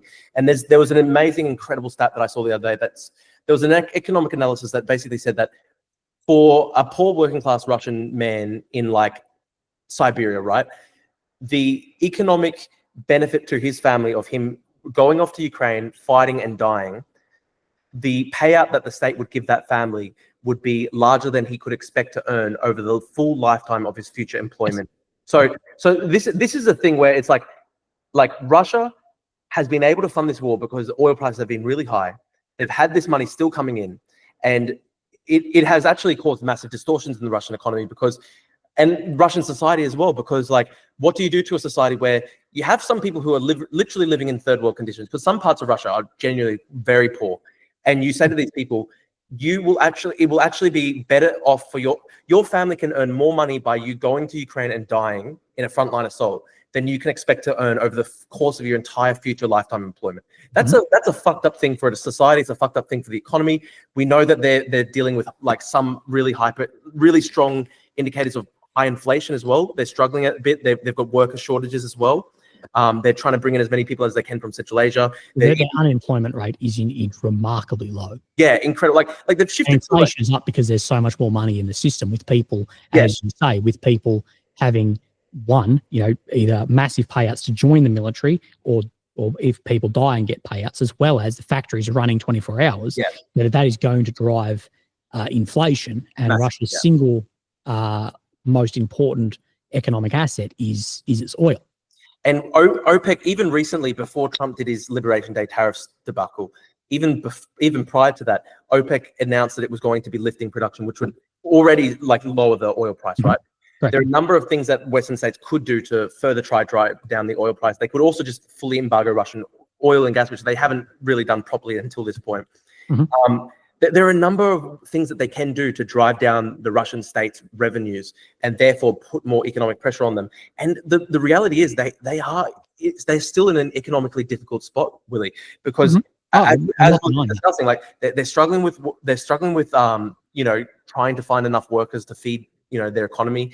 Demographically, the war has created a lot of problems because they've lost a lot of young men, either in the fighting, to disability, or to simply fleeing the country because they didn't want to actually fight. But I'll ask you this: what do you believe is closer? Because the ideas between the pro-Ukrainian and the pro-Russian side of this is pro-Ukrainian Twitter users say that there's an imminent Russian economic. I'm not going to. Yeah, I know that there's no imminent. The pro-Russian side says there's an imminent Ukrainian frontline collapse, and both sides have been saying this now for 3 years. But if that's a spectrum, which side do you believe that we are closer to on that spectrum? Do you believe that we're closer to a Ukrainian frontline collapse or a Russian economic collapse? Look, I know there's a lot of hopium where people will say Russia's going to collapse tomorrow. I'm not going to argue that Russia's going to collapse tomorrow, but they do have really, really strong structural problems with their economy. Now, let's look at the oil price, right? Even back in January, crude oil was $80. And at that rate, they can afford to just be doing these amazing, massive payouts to people all across Russia. When it hit lows of $58, $59 just last week during the midst of the trade crisis. So that is going to put massive problems and massive pressure on the Kremlin budget. That's coming against as well worker shortages and inflation. Russia can't keep fighting forever. The other thing as well is even if we wanted to do a full ceasefire as well, there's a strong structural incentive for Putin to continue fighting because he's shifted the entire Russian economy to a war economy. If he were to go back to a peacetime setting, that would that would be a disaster for the Russian economy, unless, of course, we lift sanctions. But, you know, this is the thing as well, though, Willie. Even if America talks about lifting sanctions on Russia, I can't see Europe lifting sanctions on Russia, because Europe still perceives a genuine security risk here, right? So even if Trump wants to talk about lifting American sanctions on Russia, would that be enough? Because I can't see Europe lifting sanctions on Russia even after a ceasefire, because they ultimately still feel a really deep security threat here. That's another thing that we weren't including into the analysis here. Like Europe wasn't just involved in this war because America wanted them to be involved in this war, and that's a line that a lot of Russian supporters like to go at. That, like, you know, Europe didn't want to be a part of this; they were forced into this because America makes them their vassal states and stuff like that. But there genuinely is a deep-seated fear across the European continent for their security in the face of Russia. And which is the Russian paradox of military actions also, that if we are to suggest that delivering drones to Ukraine will then guarantee a Ukrainian victory on the front line, but then we are also willing to say that Russia has the military might, will, and power to then have a realistic threat to NATO states, that doesn't add up. And I in my opinion, I believe that's what they say, and even saying, let's my explanation would be that they know that they can't stand up to movement into NATO. That's why NATO exists. That's why people want to join NATO, is they know realistically Russia is not going to push on that, because other than in a nuclear disaster, that they're not going to have a chance there. But this argument that what's next is NATO falling under Russian occupation, I think is but this argument is made a lot. I think is ridiculous, because I go, well, can I go into that? Suggesting that Ukraine can actually be victorious here, if that is correct, it can't also be correct that NATO is then on the menu. And I believe Russia's always been more of an ideological threat than they have been military. Can I go into that, right? The question I wanted to go over, though, is because you sort of avoided I do really want to quickly respond to that. Economic okay, you go. I'll do mine. Just really quickly, I know that you could present that as a paradox, but I think it's not necessarily a paradox when you consider the long-term time frame, right? So yes, it is the case that Russia could not successfully invade Germany right now, like, of course. But on the current timeline, where they're signing up 30,000 men to their army every single month, that's like the British standing army force is like 100,000, right? So in every 2 months, they're adding almost like the size of the British military. So I think the problem is, maybe right now they're not a threat to NATO, especially with America's involvement. But if we consider that NATO, honestly, the way I see NATO now, like, I don't think anyone can say that we truly believe in Article 2 anymore, because you know what I mean? Yeah. Mm-hmm. I think that nobody in Europe can really depend upon America joining right now if there was an attack on a NATO ally. I think Trump has almost all but in name. Trump has withdrawn from NATO in all but name, right? And so in that scenario, plus with Russia arming itself with an extra 30,000 men every single month, you can very quickly see how, yes, right now they can't invade, you know, a proper European power, but in a couple of years' time, that will be a significant possibility. And this goes against what we were told of, that Russia was strategically defeated in 2022. This is where so many people are having an issue, is we were told that in 22, that there are articles suggesting that Russia has 1 or 2 more missile strikes, that their men literally are fighting with shovels or this or that, or that the economy is imminently collapsing. And then on the other side of this, then you have now that in a few years' time, they may be a real threat to these powerful countries like Germany and Poland, whatever. But again, it's not a paradox. I think that's a product of the failure of Western will, because if we're talking about like right after the Battle of Kiev, of course that was a massive strategic disaster for Russia, right? But we didn't ever deliver the knockout blow to Russia, and by basically only ever going half in, like you keep the war going, but you can't actually defeat, like this Western strategy where like it's almost just like keeping the war on a, you know, constant burner, like without ever giving a knockout blow to Russia. Of course, in the end, that is only ever going to incentivize Russia to fully rearm, shift its entire economy into war mode. And so that's why I think yes, it's true that at the start of 2022, when there was the failure at the Battle of Kiev, that was a massive strategic disaster for Russia. But the lack of Western resolve to ever actually deal the knockout blow now means that Russia is a long-term genuine threat to Europe. And I think this was part of what you weren't bringing into the analysis. You were talking about what Russia wants, what Russia would accept in the ceasefire.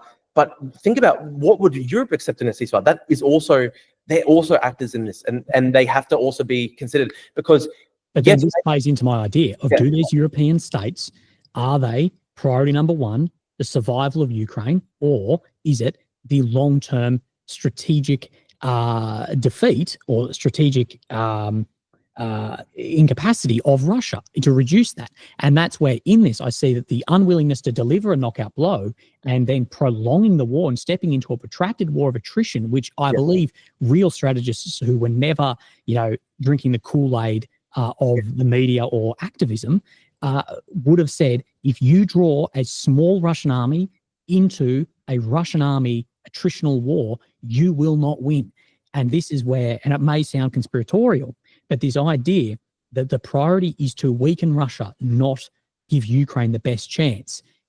Is that why there was never a knockout blow delivered?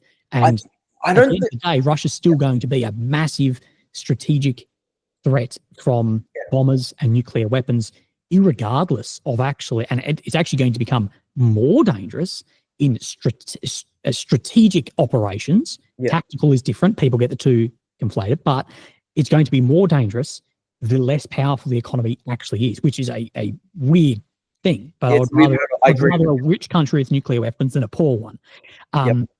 That's true.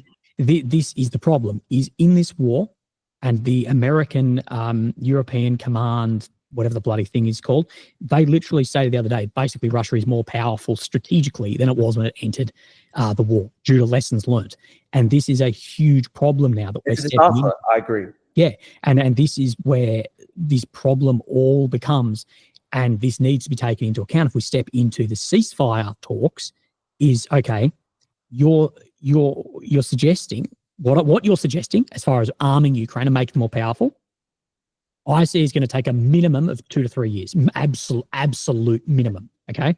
But you're also suggesting that Russia is going to be, in a few years, to a power that may be able to then fight NATO. And what I'm saying is, I believe that those two, let's take them both as true and both as happening, that then Ukraine in the middle is in a really, really bad way.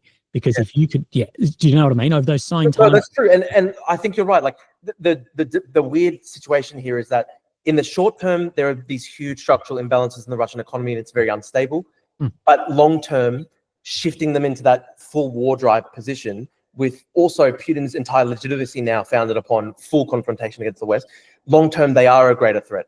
And it is a really difficult thing. I know you bring up the conspiratorial aspect. I actually think it's not a conspiracy. I think it's just that Western leaders were weak. I just think it was sold, but it was sold as a conspiracy for the first few years, that if you had that position, you were a Kremlin shill, bot, whatever.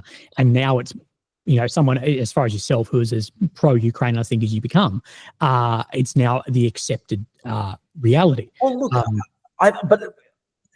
I don't believe that Jake Sullivan and Biden were going slow on military stuff because they want Ukraine to bleed out, but just bleed out Russia more. I think it was just because they were genuinely too weak and too scared that, Russia will go nuclear. Like, that's what I think. I don't think that I don't think that the Western elites were so cold-hearted and cold-blooded that like they're willing to sacrifice Ukraine to just weaken Russia. I think it's just that this is the thing that people in Russian propaganda circles miss, right? Like they talk about how, like, the West is always against Russia, hates Russia so much, there's Russophobia, they're so persecuted. But like, look at how bad the German strategic position was at the start of the war. These guys didn't want any war because they were so close to Russia. So I actually think that the problem was long-term, Europe, massive parts of Europe allowed themselves to become so dependent on Russia. Long-term, like, European societies and Western societies just allowed themselves to be too weak, in the sense that, like, they didn't properly realize the threat of Russia. And I think for too long, I saw a video the other day, right? I saw a video when France won the World Cup in 2018 in Russia. And I saw a video of Paul Pogba and the French national team, and Putin visits the dressing room right after, they're all the French players are celebrating and stuff like that. And Paul Pogba and the other French players started chanting Putin, Putin, Putin. Like, that was the level of naivety in Western societies, right? Even as earlier back in 2018. At this point, they'd already seized Crimea. At this point, they'd already been at war with Ukraine for like 4 years. But still, you literally had the French World Cup winning soccer players chanting Putin, Putin, Putin in the French dressing room after the World Cup final victory. That's how deluded we were. We should have seen from the very start how brutal the new ideology of Russia was. And I think, so I actually don't chalk it up to like a Western conspiracy to just trade Ukraine for bleeding Russia. I think it was just that Western elites were always too scared to go fully ever confront Russia in the way that was required. This is the ultimate deterrence of nuclear weapon systems, though. And this is the exact argument that Ukraine make, which I agree with the fundamentals of the argument, but you need to, as everything, add it in both ways, that if we had our nuclear systems, or if we had, it weren't Ukraine's nuclear systems, they were based in Ukraine, they were still controlled by Moscow. People get that wrong and it infuriates me. But if we had nuclear weapons, Russia would never have invaded. I agree with that. But it also needs to come into account, yes, but Russia is the largest deliverable nuclear country on the world. This is why some of these countries have also dragged their feet. Yeah, it's still a real threat, and will remain a threat, if not actually grow in threat with then two things here, Will. Two things. One being like, look, in history we have seen superpowers defeated in conventional warfare, despite the fact that these superpowers have nuclear weapons. So that's America in Afghanistan, America in Vietnam, Soviet Union in Afghanistan. Soviet Union, basically when it collapsed, it's had the largest arsenal on earth, but it didn't go nuclear during. I would push back on the idea of defeated. America lost in Afghanistan. So did the Soviet Union, as well as America in Vietnam, and we can point to other things. But America was not defeated in Afghanistan. I understand. I think losing and defeating is a very, very different term. America won, same as basically the Soviets. They won every battle, but lost the war. They lost the war. But also, if America went into total war in Afghanistan, they would have won. It would have looked fucking horrible. Yeah, I know what you mean. Right now, but they would have. The defeat militarily of a nuclear state has not occurred. You can see Soviet Union collapse, yes, but I wouldn't say it was a military. They can be defeated in a strategic sense, and that is what happened in Vietnam and Afghanistan for both superpowers. But they weren't defeated in Afghanistan or Vietnam. They lost the war, but they weren't defeated on their back foot. And I believe we were very lucky to step out of the collapse of the Soviet Union without a lot more friction. And that tells us a lot about the ideology of communism and how that wore down people over. There tried to be a coup internally from the KGB at the time or whatever, but it tells us a lot about just how people were feeling at the time towards this. But I am fully on the side of that nuclear weapons have saved significantly more lives than they have taken. Perhaps, yes. It's the ultimate deterrence, and we are yet to see what occurs when a state holding those weapons is then defeated militarily. What I'll add to this is well, firstly, I don't believe that Putin is the sort of because there's this idea of this. He's what's the word I'm looking for? Madman. He's a madman, but trust him with nuclear weapons. Okay, so that in itself I find a problem. Now, what I'm saying is, it doesn't mean therefore I agree with his ideology or his positions or worldview, but to say that he's a madman, he's willing to do this, but trust him with nuclear weapons, I think that position is very silly. But I also am of the opinion of, if Putin is in power and there is a threat to the survival of the Russian Federation, that also concerns me if it is existential at the time. Which Kursk, people say that red line of nuclear was crossed. There was never a threat to the existence of the state from that. And that's why I said in 22, if there was NATO intervention, that wasn't existential for them at the time, that I think that was more of it. But we haven't seen the military defeat, tanks rolling through borders of a nuclear armed state, where the state is not going to exist as of tomorrow because our tanks are taking over this. And we saw the fear of what occurred at the collapse of the Soviet Union, but not militarily. We saw the fear by the nations in which went, okay, Ukraine, in the current state that you're in, these weapon systems need to go back to Moscow. So it still needs to be taken into account the strategic capacity of that. And it is an unfair card. It is a draw 4 in the deck of cards. I'm not saying that.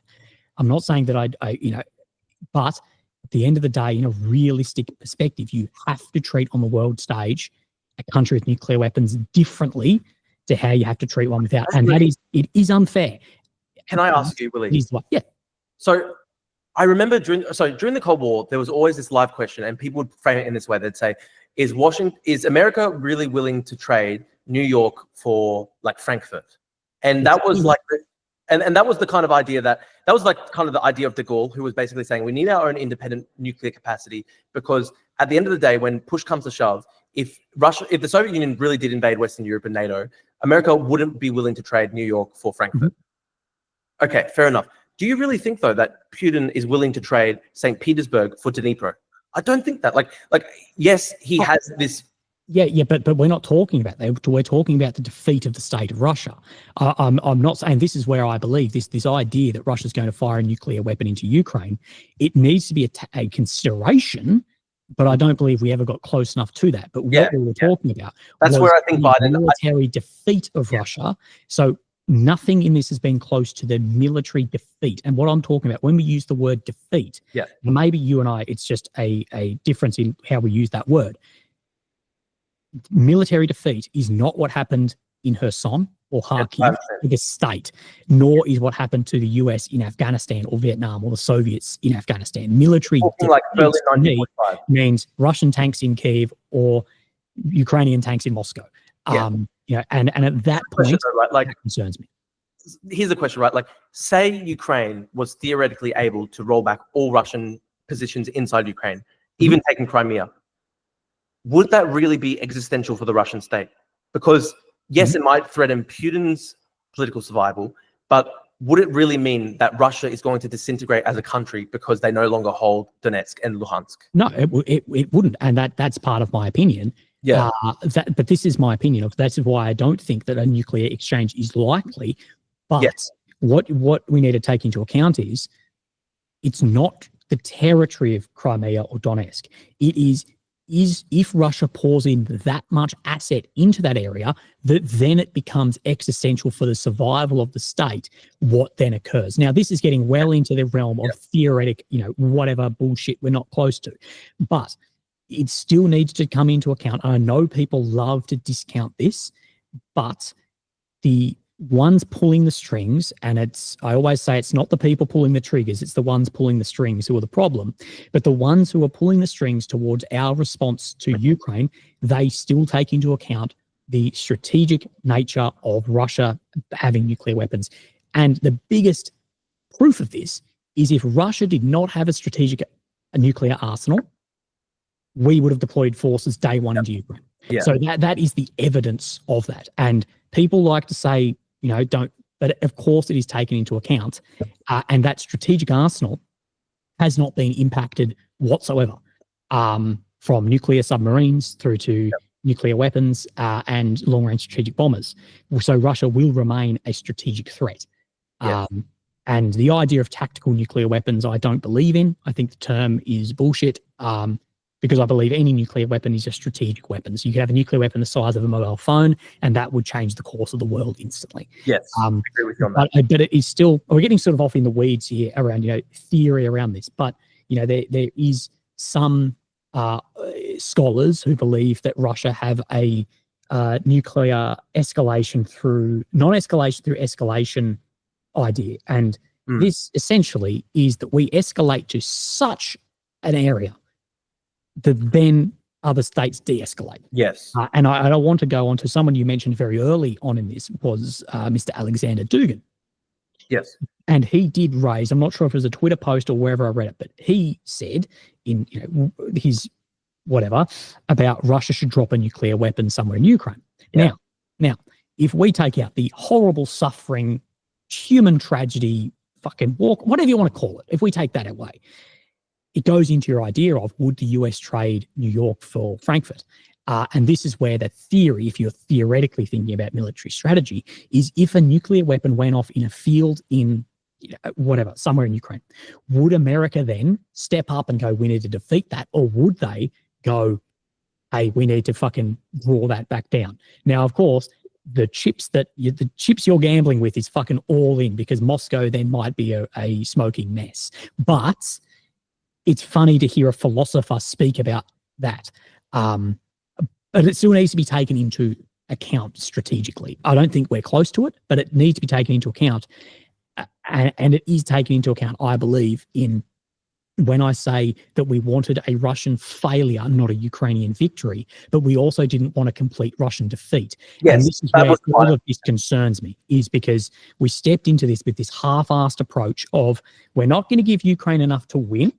We're not going to give them enough to defeat Russia, but we want them weakened in it. And what I say is, just as Afghanistan, somewhere where I served in the military, I think we stepped in without a really clear, realistic end goal of where does this end. But I want to loop back to my question before of you talked about Russian oil price and, the ability to continue funding the war from that.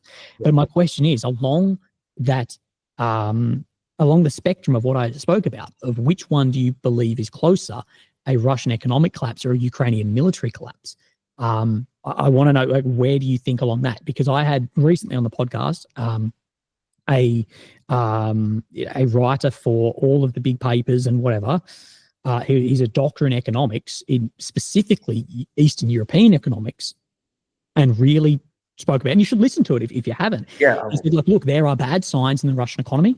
There is the inflation, there's this, there's that, there's whatever. And we went over, because the reason we did the podcast with Dr. Connolly was specifically because of that Russian, the Urals price is a lot better to look at. Yeah, I know, a lot better than Brent crude, yeah. Yeah. And he said, look, there is real concern here, but as far as the ability to fund the entire budget, the military is a part of that. So they can be freeing up of other areas of the budget. And in the podcast, him and I also went over, let's say the price of the day, let's, for instance, say the price when we spoke was $54. Let's just say that. We also went over, and he presented from other things he had done, of what does it look like if it goes to $40? What does it look like at 20? What does it look like at 10 or 15? And we went over that. In completion too. And walking away from that podcast, I got the feeling that, holy shit, even in a really bad sense here, that, it drops bad for oil price. If it drops down to $20 a barrel, the ability to fund the war will be less, but we're not going to be seeing absolute economic collapse. And that's why I want to ask you the question of, what do you and your, I guess, viewer analysis believe is closer of the Russian economic collapse or a more military collapse? I mean, well, I think that just basically depends upon what Europe actually does, right? If we were to continue on the current status quo, where Europe is still buying massive amounts of Russian oil and gas, and there are no attempts to, tighten the screws on the Russian economy. I mean, they're still allowing a lot of trade. They're still allowing a lot of, they allow Russian visitors into the Europe. There's still so many ways where Europe has been pretty soft when it comes to sanctions, etc. Yeah, but do you see they're going to change that status quo? Because my opinion, as of yesterday, they won't ban Russian LNG. Like, yes, do you believe that they're going to change that status quo? Right now, it doesn't look like they will. But it depends, right? It depends. Like, there are always unforeseen events that could change things. So, for example, if there did start to be a cascading, if there was some kind of Ukrainian military collapse, a cascading military collapse, maybe in the Donbass or something like that, say it was still limited, say it wasn't like the entire front line, they could still contain it, but there was a significant Russian breakthrough, maybe that would be enough to potentially concentrate minds in Europe. I'm not sure. Like, another thing as well, like, for example, the recent massacre in Sumy on Palm Sunday, Like, that was something that that was an unforeseen event. Obviously, we could have foreseen it in the sense that Russia's been continually bombing, Ukrainian cities, but that event in and of itself had such a moral resonance with people all across Europe, because the way they attacked on Palm Sunday, just a really high number of civilian casualties, the sheer barbarity of it. Like, but I want to talk about that as well, because that is something that you and I, you and I both agree that is a completely barbaric attack, and I said it was a horrific attack, and I hate seeing that. I also, as someone who I've been to Israel as well, if we do know that there was definitely some military advantage to that attack. It killed the commander of the 27th Rocket Forces. Now, I'm not saying that justifies the attack. I do not ever justify that. I think the what is known as the NCV, non-combatant casualty value, which is how many civilians, non-combatants, how many non-combatants are you willing to sacrifice for a military objective or person. What I said in that was I believe under Russia's NCV rate, which we don't know what it is, but there was also definitely some level of military. I used the word parade, and I believe that was taken out of context. Here's the thing, though, Willie. I just want to say one thing. Like, you talk about Russia's ratio being unknown, etc., but we know that they also do have a genuine policy of terror bombing. Like, and that is something we observe in Huston. But do we observe it, or do we know that it is policy? Because there is a difference because you can observe what has occurred in Gaza as that too, but does Israel have a policy written that is happening?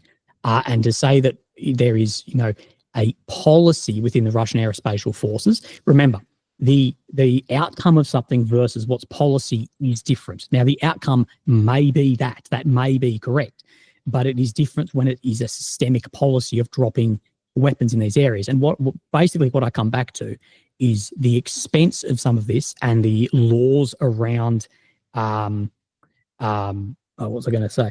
The laws around then battlefield assessment. It's very hard to actually then get an idea of what was or was not targeted in relation to NCV rates as well. That I'm not saying there hasn't been barbarian attacks that are completely horrible and people should be strung up by their ball sack for doing it. But it's also very hard to get a realistic idea of what the attack was against due to the laws around battlefield damage assessments and, of course, things being classified. And there's no better example of this than in Israel, that there are strikes against areas with very high non-combatant casualty values that on the surface look completely barbaric until you look into what was there. And what I brought up, and I'm not justifying any attacks, I think any missile going into a civilian residential area is disgusting. That is my disclaimer. And people who actually watch my stuff and know that I really do care about people will know that. But what I tried to talk about was people asked, okay, what is the ethic and morality of this strike? It is unbelievable. It is a shocking thing. But what would be the legality of it if it went into a court somewhere? And what I then applied was I applied the American and Israeli non-combatant casualty values. And if you do that, you then find that it may have been within their strike. Now, I'm not saying I would never sign that off, but what I'm saying is that needs to be also, we need to look at things maybe objectively, realistically, and maybe when we're nitpicking areas, we need to look at that specifically. I've got to say, Willie, there is one big significant difference here. We talk, and I know you're not going to necessarily take this in. I know that you might not necessarily agree with me on this. You might not think it's a reasonable point to make, because I know you take a very realist position. But you also have to consider the base morality of the war, right? So I agree. Israel's ratio when it comes to their ability, their willingness to kill civilians in the process of taking out a military target, it's way too high. I think it's wrong. Mm-hmm. I would say the difference between Israel and Russia here is that Israel was attacked on October 7. it's facing down a genocidal militant group that is ideologically committed to the destruction of Israel. The difference in this war is that Russia invaded Ukraine when Ukraine did not have any plans to invade Russia. Ukraine. There was talk about actions to retake some of the areas that Russia had occupied, as well as that's very different though to actually invading Russia proper. I agree. So this is where I'm trying to be critical on this. So what I agree when you look at, there is a difference between what is occurring. There is a difference of what occurred on October 7th and what occurred on the 24th of February 2022. I'm not taking that in. What I'm doing is I'm zooming in on a singular aspect of what occurred here. But what I find unbelievably hypocritical from a lot of people is what I would call the hierarchy of suffering and inequality of compassion. That the civilians are civilians, and people will feel so much so much suffering of those people, and compassion is a horrible thing, and it is an absolute catastrophe what happened there, and it's not justifiable. And I said that in my thing. I said that there's people need to be strung up for this. But then also on the flip side, when we look at just isolated events, people go, yeah, but that's okay. And what I say is that civilian had, firstly, the Ukrainian civilians had nothing to do in Sumy with what occurred on the 24th of February. But nor did that child in a building in Gaza have anything to do with what happened on October the 7th. And I do think that we need to be very careful of adding a hierarchy to suffering as well. Okay, I want to clarify that. I think Israel should be much stricter in its targeting. Israel would need to have the same approach that, say, the coalition forces took to clearing out Mosul, which I believe was far less destructive, even though it still took many civilian lives and it was still very destructive, unfortunately, the process of retaking Mosul from ISIS, mainly because ISIS used human shields, etc. But I agree. I think you're right that they need to have stricter rules of engagement that mirror more closely the coalition approach in Mosul. Part of the problem is that Hamas does use human shields very systematically. What we saw in Sumy was, in my view, it was terror bombing. I think this fits a pattern where Russia does make use of terror bombing to try to demoralize civilian populations. We've seen this throughout the war. We've seen this over and over again. I personally talked to people who've witnessed it firsthand in Kherson. I saw the aftermath of terror bombing in Dobropilia. When I went to Dobropilia and I saw that residential tower block that had been destroyed, I actually went with some former military guys. One of these guys was actually even former American military guy. And he told me after, he was looking for, when we were walking through the rubble and we were filming and stuff like that, he personally was really interested. He was looking to see if he could determine or see if there was any sign of Ukrainian military habitation of that residential tower block. Okay, but this guy, he believed very fervently, based on his own observation, he couldn't see any targeting. Okay. He couldn't see why it was military. And I'm not denying that. But what I'm talking about, if we need to isolate this incident, because my question would be, was there, and this is as simple, was there any military target in Sumy when those Iskanders hit? I know that there was supposed to be the military parade on the same day, not necessarily the same location. The military commander in that district has been relieved of his command by Zelensky afterwards. Yes, and so did the governor. Here's the thing, though. I think when you observe over the course of 3 years a Russian strategy of terror bombing, very frequently using bombing against civilian areas just to demoralize the population. Because what we saw in Dobropilia, what we saw in Sumy, these are not isolated incidents, Willy.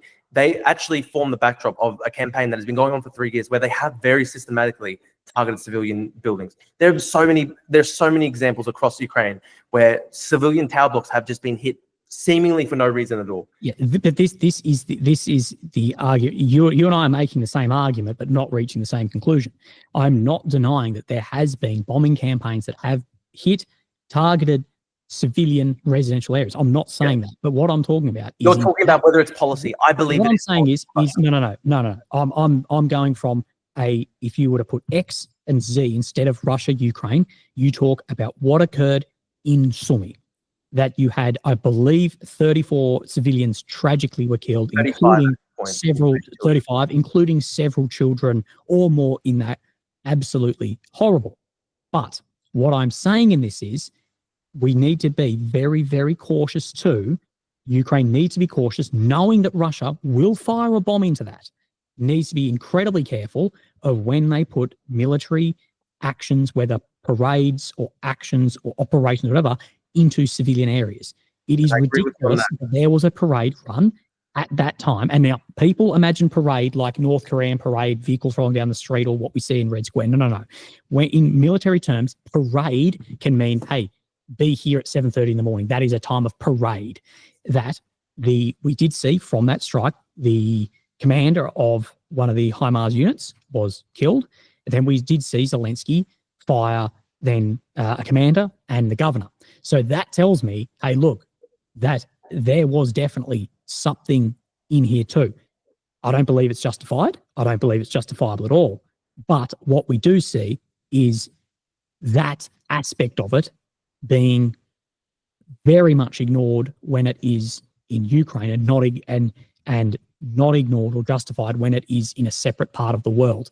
And what my concern is the hierarchy of suffering that people put on this. Because I say, the civilians are just civilians, whether they are Ukrainian, Israeli, Gazan, Palestinian, Russian. Civilians do need to be protected. And I do think there has to be a level of accountability taken on that strike, saying Russia, as you say Russia has a systemic track record of targeting these. In a frontline city, a military parade with a high value target in this on a day, and it's being hit by an Iskander. We need to hold accountable the commanders in Russia that signed that off, the pilots or the crews that fired that bomb, but you also need to hold to accountable. It's 3.5 years into the fucking war. How is that still occurring? And we do see even Amnesty did raise concern about Ukrainian military operating within urban environments that could make... Look, I think Amnesty has very little credibility when it comes to Ukraine and Russia. Amnesty has very little credibility, but yes, I do think that there is not enough done to protect the Ukrainian civilians by Kyiv. I think you're right that the subsequent firing of the regional district commander and stuff like that, it indicates that there was a major failure by Ukrainian authorities here. That said, though, the massacre of 34 civilians on Palm Sunday is such a horrific act. It's such a barbaric act, and it comes against the backdrop of systematic terror campaigns waged against the Ukrainian population. And we know that this is the case, Willie, because remember, for example, like the first winter of the war, when the Russians, their propaganda was so obvious, they were saying, we're going to freeze the Ukrainian civilians. They were so obvious about this. They said the Ukrainians will freeze. It's part of a broader strategy, and it's been their strategy for years now, where they target the civilian infrastructure, they target the energy infrastructure, because they want to try demoralize the population. They want to try encourage Ukrainians to flee the country, which would then further weakens Ukraine's capacity. Yeah, but this goes in, and I'm not saying that what you need to take is, I'm not saying that isn't barbaric. Yes. I'm on the side that I think war is horrible, and I think the impact on civilians is fucked, and I do not justify these attacks. But we need to apply a similar standard from both countries we are at war at, and I classify that we are at war with Russia, and into our own actions also. And what my concern is goes back to this hierarchy that we tend to have, that we say, and Ursula von der Leyen said this, and I said, well, if that is objectively incorrect, subjectively may be correct, that targeting of this energy infrastructure is illegal. No, energy is a dual-use item for those same reasons you pointed out before. It is for military operation, is uses, of course, energy infrastructure, as well as demoralization and all of this, which can have effect. Now, I think that is a barbaric way to fight war. But we also need to look at, well, in operations that we have conducted, do we look at taking out those same assets? Yes. So we still do need to recognise, under the laws of armed conflict, the rules of engagement, that there are dual-use targets, and that we do have to apply a standard irregardless of maybe our... One big difference here... That's my thing with the war crimes around drones that I just find is, if you look up chemical warfare conventions, K-51 chloropicrine grenades being used, there is use between Ukraine and Russia, it's very easy to find. And when they both signed these treaties not to use them, but it will only ever be called out one way. And at the end of the day, I stand with the people on the ground and suffering of the guys on the ground. And this is clearly a war crime being committed. And as well as the then execution of forces with drones that I see at that level. I don't care about whose flag is on the arm. I don't care of who went where. At that level, when it is soldier v soldier on the ground, whether it is with a gun or a drone, the laws of armed conflict and rules of engagement do still exist. And they do still exist. And if we're hoping to uphold that law when we step into a conflict with another belligerent, if we want them to uphold it, we need to uphold it also. And I've seen systemically neither Moscow or Kyiv is willing to enforce on their own soldiers the very blatant laws of armed conflict that are being not followed by many areas on the front line. And I think that is a very dangerous precedent. And you may ask, well, then why do I hold Ukraine to a higher standard? Because shouldn't we hold an ally of ours who is fighting for their defense to a higher standard than the country of which people will say are savages coming across the border? So I do have a real problem when there tends to be two standards. And what I say is no, on the incident itself, we need to enforce that. And we need to enforce, hey, what was the targeting on this? And tick that, yep, war crime, investigate the Kremlin if it needs to be on whatever. And I don't know, well, there's no way to bring this to justice at the moment, but it can't just be a single-sided piece. That is mine. And maybe I have more sympathy for the people at the front line because I see these as young boys at the front line, but that's the way that I see it. Look, here's the thing, Willie. Of course, I agree with you in terms of, principle. Of course, I'm against war crimes, whether they be carried out by our allies or whether they be carried out by our enemies. I just think, though, it's a bit disingenuous. We were just talking about a massacre of civilians on Palm Sunday, 34 civilians. And like that conversation veered into a discussion of, Russian soldiers being executed by Ukrainian drones. I just don't think it's appropriate to kind of like bring that up as though it's almost morally equivalent. Because look, at the end of the day, Russia invaded a country that did not threaten it. And to this day, Russia wants Ukraine to be subjugated. The leader of the Russian Federation has literally said he does not believe in Ukrainian nationhood and statehood or the Ukrainian people, its language, its history. He believes that they should be completely absorbed into Russia. And so given the way that the war started, given the war aims of Russia are so illegitimate, so immoral, I just think it's just unfair and potentially morally disingenuous to sort of pivot from a discussion of a massacre of Ukrainian civilians to then talking about, well, Ukraine has been wrong in executing Russian soldiers at the front line and stuff like that. I wish that there wasn't any war. I wish there wasn't any war. Unfortunately, Russia started this war. Started this war. And look, it's very hard for me to have sympathy for Russian soldiers when Russian soldiers have carried out such systematic war crimes in Ukraine, and they're fighting as mercenaries effectively. They're fighting for massive salaries. They're killing people. I went and I saw the towns that have been devastated by these people. So I just think it's potentially disingenuous. And I think that is not what I'm trying to draw. Maybe it came across that way, but that's not what I'm trying to draw. What I'm trying to say is that we need to take into these account the attacks. We still need to apply the standard of which would apply to ourselves. And I agree. And that's what I'm trying to get at with that what we heard everything about was then the horrible massacre of those people on that day, but also we didn't hear anything about the accountability of having a military high value target, as far as I would see it, there also. And I believe that is wrong. I agree. That is a huge issue. We also don't know, Matt. We also don't know, Willie. We also don't know, though.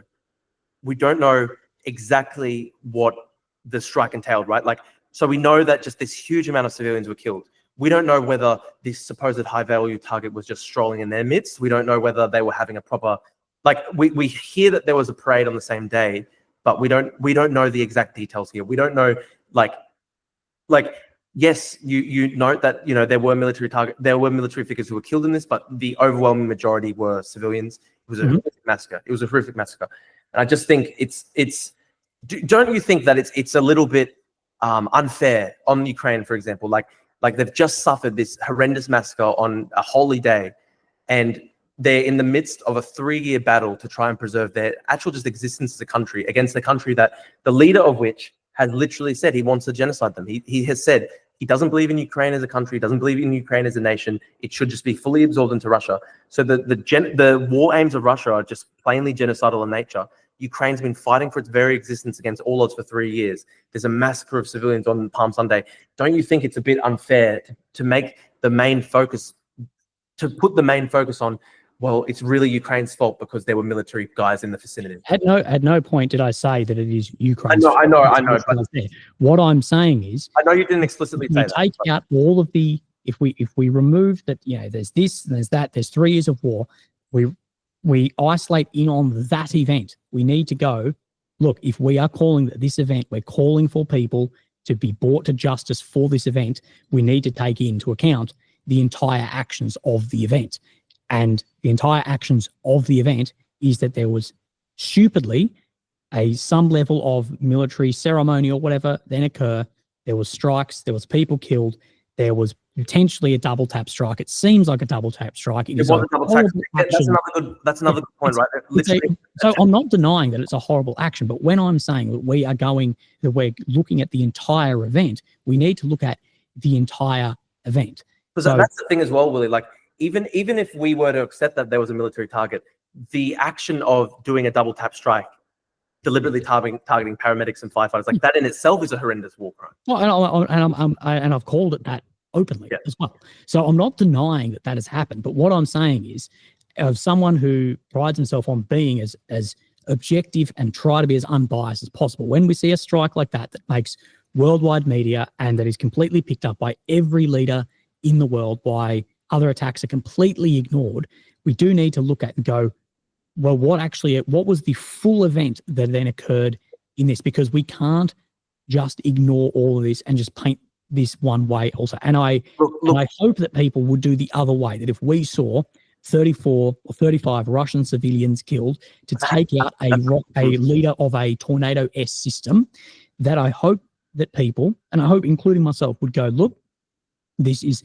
fucking horrible. If it was a double tap, people would call it out as well and go, look, we've never done that to the Russians. That's the thing.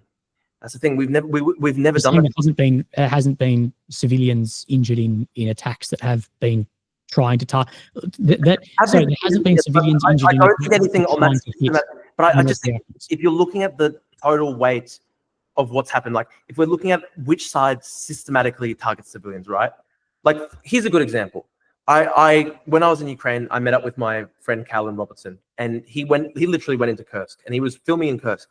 And part of his footage, and he put this on his YouTube channel, there were Russian civilians in Kursk. Like he was walking into a shopping center. There were Russian civilians in Kursk that were like basically looting from the shopping center. And Callan was with the Ukrainian soldiers, and the Ukrainian soldiers on the video, like they openly just talk with the Russian soldiers. They talk with the Russian civilians. It was clear that they were actually giving humanitarian aid to the Russian civilians. I just think, like overall, like another really good example, right? So Callan showed me this. He filmed a certain part of a town under Ukrainian occupation in Kursk, and 4 or 5 weeks later, by the time that I was leaving Ukraine, this was when Russia was basically retaking the whole Kursk salient. Mm-hmm. And here's the thing: he actually brought up in his video the same streets that he filmed on, and when he filmed in these streets, all the buildings were still standing. And when the Russians came in the Russian broadcast victory footage, all these buildings that the Ukrainians had left intact when they had taken the place, the Russians had flattened. Their own buildings had flooded with their own missiles. I mean, even that alone, would that not indicate that the Russians have a very different approach to human life, a very different approach to targeting? I think it's just wrong to try and paint some kind of moral equivalence in a war where fundamentally one side was fully, purely innocent, like was invaded for no reason, with no provocation whatsoever. I just think it's just wrong to try, say, well, we've got to be objective when there's a massacre of 35 Ukrainian civilians in a country that's being invaded by a hostile power. When the hostile power invades this country for no reason and then massacres 35 civilians. But I'm not an activist. I'm an analyst. And if I'm analysing that situation and someone asks me, so I made 2 comments on this, and the questions that I got back was this: is the video I made on it, I said, look, the initial video was there's been a strike in Sumi. This was before the casualty counts was fully out. So I said, look, it's like high 20s at this point in time. It appears that there's been a double strike. There is some footage floating around, but we don't know yet on this.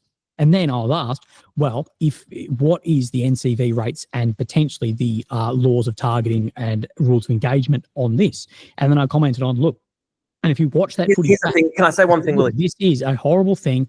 It's all of the above, which you have said. There's been targeting of this, targeting of that.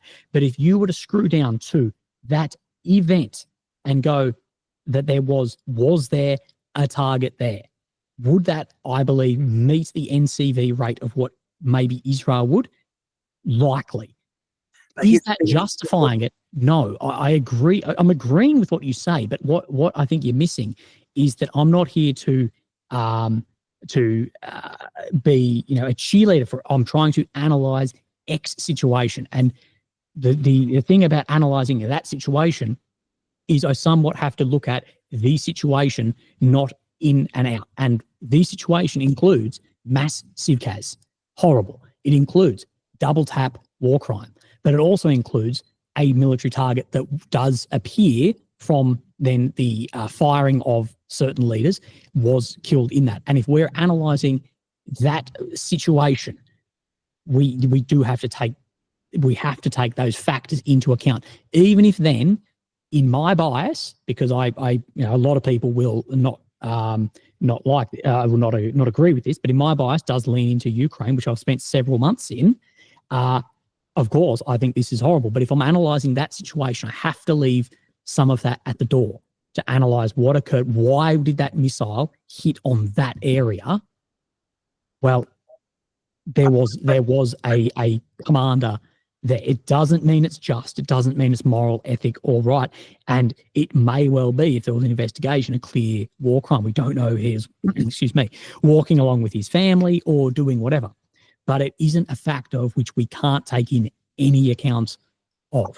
Because what happens then if we don't take that into account, and I'm speaking just in war in general here, is then you get what the ultra pro-Palestinian crowd do, and is they will see no issue then with when there is mass civcas and claiming that it was no military target at all and that they'll only focus on civcas rather than the systemic nature of then these terror groups like we see operate in Palestine, hiding behind that. Now, I'm not trying to draw equivalence there, but really as we step into a world where we're likely going to have significantly more kinetic actions, we have to be, I believe, very, very clear on where our own standards lie and what is actually occurring in situations. And if I'm analysing that situation, I think it is completely incorrect of me to ignore a vital part of it, which is that there was some level of military objective there. Whether it's right or just, I don't know. I don't think it is right or just. I don't know what the Russian NCV rate is, but you can't ignore that part if you're drilling in on that. The problem is, like, when you have a power that invades a country for no reason and then systematically over 3 years carries out terror bombing campaigns against civilians and has no regard for civilian life whatsoever, it's then very difficult to then be like, well, we have to look at this as almost like a sort of ChatGPT type situation with all emotion rendered away from it. I mean, on some level, some things are just morally bad, Willie. No, I'm not saying it's not hard. I'm not saying it's not hard. I'm not saying that it doesn't sit uneasy with me. But if I'm trying to analyze that specific action, I have to do that. I have to swallow the idea of this is absolutely fucking horrible what has happened. And people do this all the time with different actions. At the end of the day, people do this, and some people are completely willing to have civcas somewhere, and you look at the Russian pages after that occurred. It's actually funny that after that attack occurred, you actually saw some of the more extreme Russian pages actually have some empathy and sympathy for the actions that occurred there. Well, I was surprised to see. But you see this in other ways. You see when a Ukrainian drone might be hit with EW and fly into a residential building and cause civcas. That then you do see on the extremes people celebrating this. And what I'm saying is I try not to have a hierarchy of what's the word I'm looking for? A hierarchy of empathy towards civilians. Now I just want to say one thing. I absolutely agree when it comes to civilians. I think when it comes to, like, say, Russian soldiers, though, like, they should be much lower moral, like when it comes to, like, our moral concern for Russian soldiers, like, they should be way below Ukrainian civilians in the hierarchy there, though. In civilians, yes, that's why you can target soldiers. That's why if a ATACMS or a HIMARS or whatever hit a soldier, if a Russian Iskander hits a group of soldiers, or a Ukrainian ATACMS hits a group of soldiers of the opposing side, that is a completely lawful target, rather than if one of those Russia's invasion overall was unlawful. Civilians. I agree. I'm not disagreeing with that. But what I'm saying is, by the letter of the law, as you put it, ChatGPT, no emotion taken into it, Russian soldiers, whether you like it or not, are still protected under the laws of armed conflict.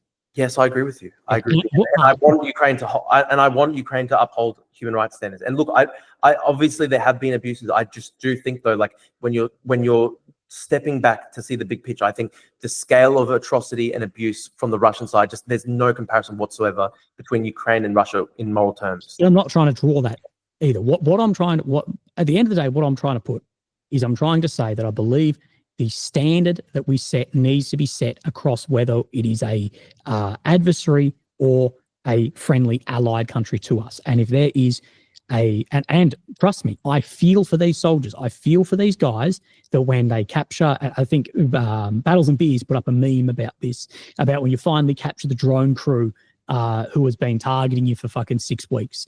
I understand that. Trust me. Look at what occurred in Afghanistan with some of our guys and the people looking into that. I understand that. I'm a former soldier myself. Yeah. But what I'm saying is, I don't in any case justify anyone being outside of the clearly defined laws of armed conflict.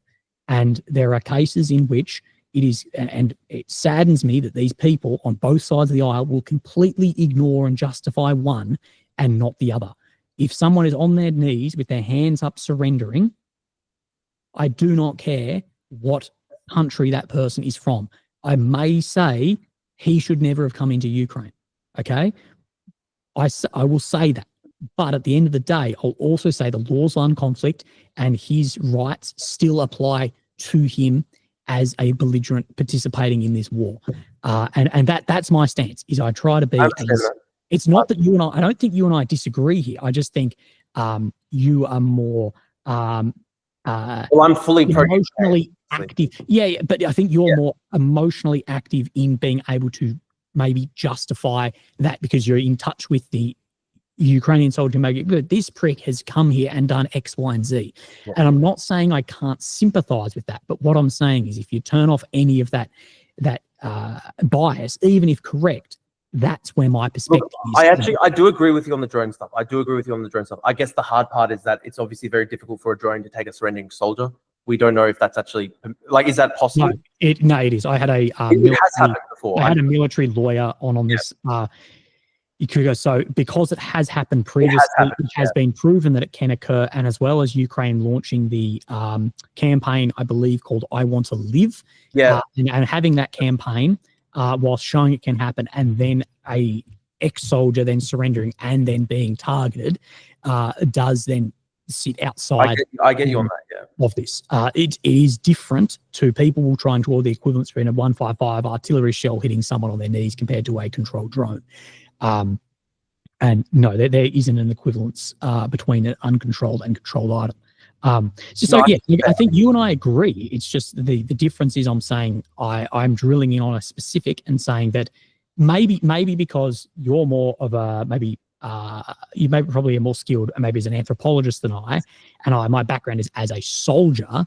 I'm saying I understand that, and I'm saying that I understand. And I understand, maybe with my background, I understand why people end up in the Taliban. I understand why people end up in Hamas. I understand, of course, the Ukrainians defending their nation. I almost joined up.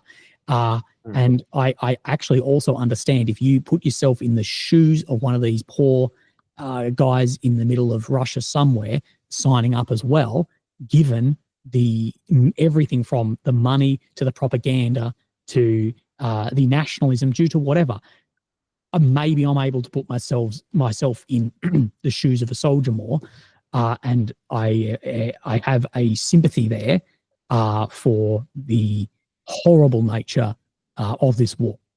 Okay, look, I understand that. I understand where you're coming from.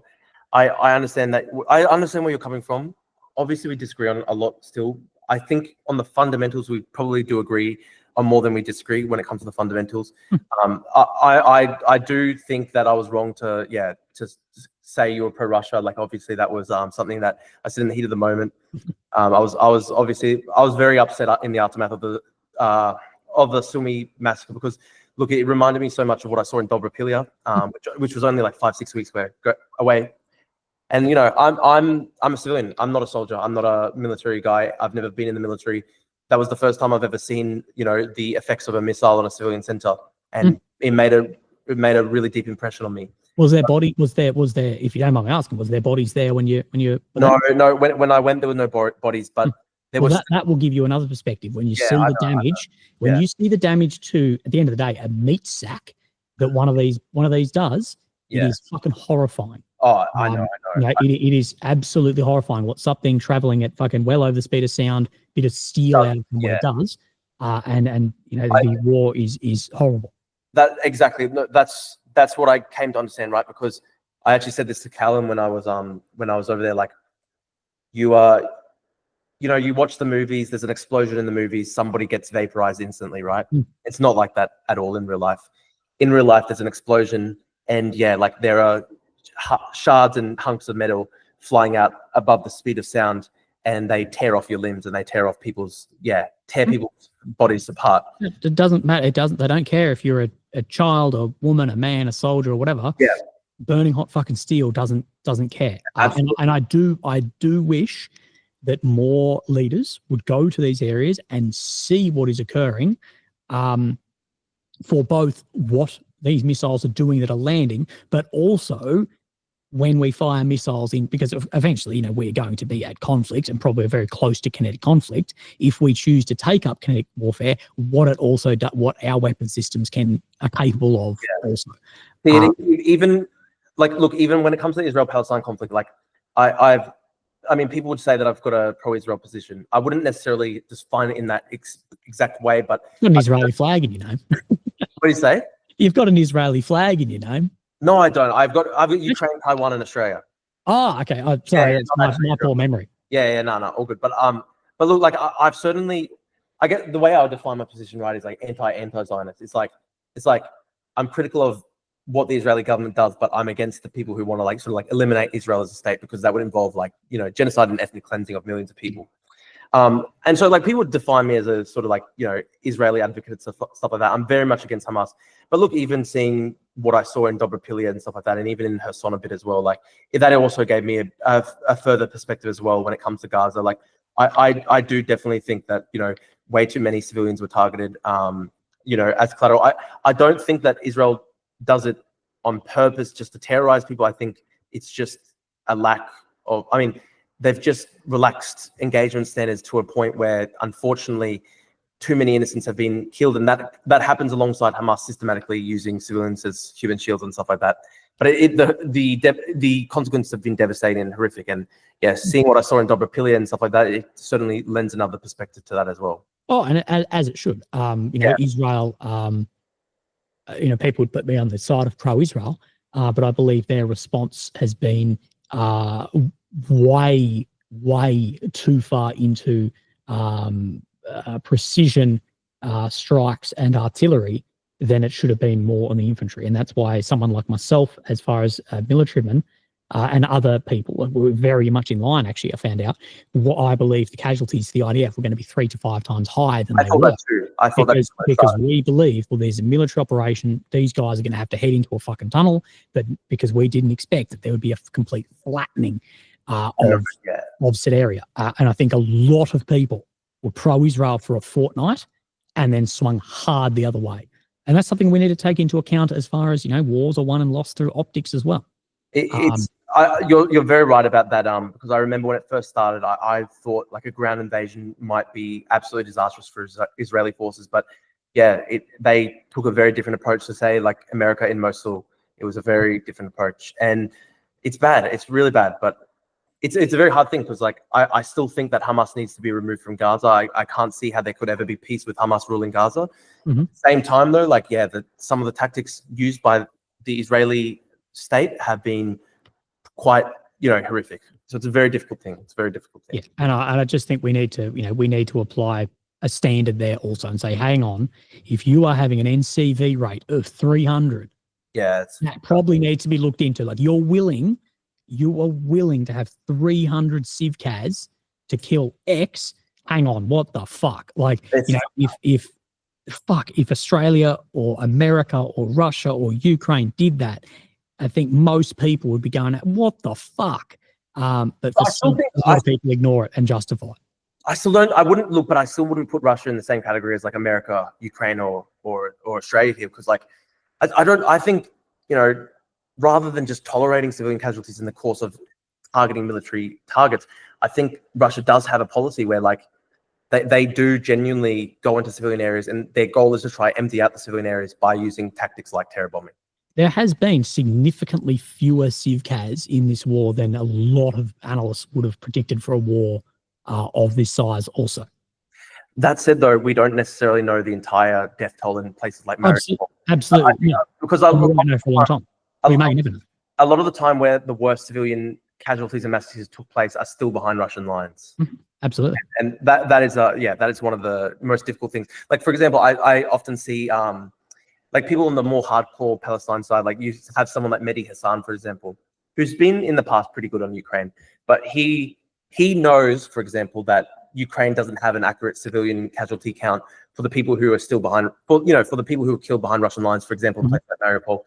And he knows that fact, and despite that, he deliberately was misleading by saying, oh, well, Gaza is many orders of magnitude worse than Russia, Ukraine. It's like, and Owen Jones, the leftist podcaster in Britain, does this all the time. Like, every time he did this after Sumi, for example, he goes like, we're all mad about Russia, but imagine, he goes like, he basically says like, every time Russia does something horrific, he'd go like, sorry, I'm getting a bit tired because it's been 3 hours, but I'll try to, but essentially like, there'll be some kind of massive atrocity, maybe in Gaza, etc., and he'll go, imagine how people would react if Russia did this. And then it's like, but they have done this, man. They've done this many times before. And you're choosing you're just choosing to ignore that because it helps you make a point against Israel. So like that's a frustrating thing that I often have. Yeah, but I do think we need to still, because I do see this. So, one doesn't justify another. Yeah, and I agree. For instance, when that ATACMS, which I believe was likely engaged, then peppered that beach in Crimea and killed a number of people there, we can still say that, look, this is a horrible thing that has occurred. We can still say that. I think, look, I agree with you that in all cases where civilians are targeted, it's wrong. And I do think that we do need to move away from our hierarchy of civcas. I'm just looking up the Sevastopol missile strike that you're talking about, the beach one. I'm pretty sure, like, according to Wikipedia, this was when Russian anti-air shot it down. But I understand. That's what I said. I believe it. No. What I said was I believe it was intercepted. Yeah. Okay. Fair. But we also if we're going to do that, we also need to look at when things are intercepted causing CAS too. So yeah, the point that I want to make is I believe that we are really leaning the way into a hierarchy of compassion for civcas, and what I say is no.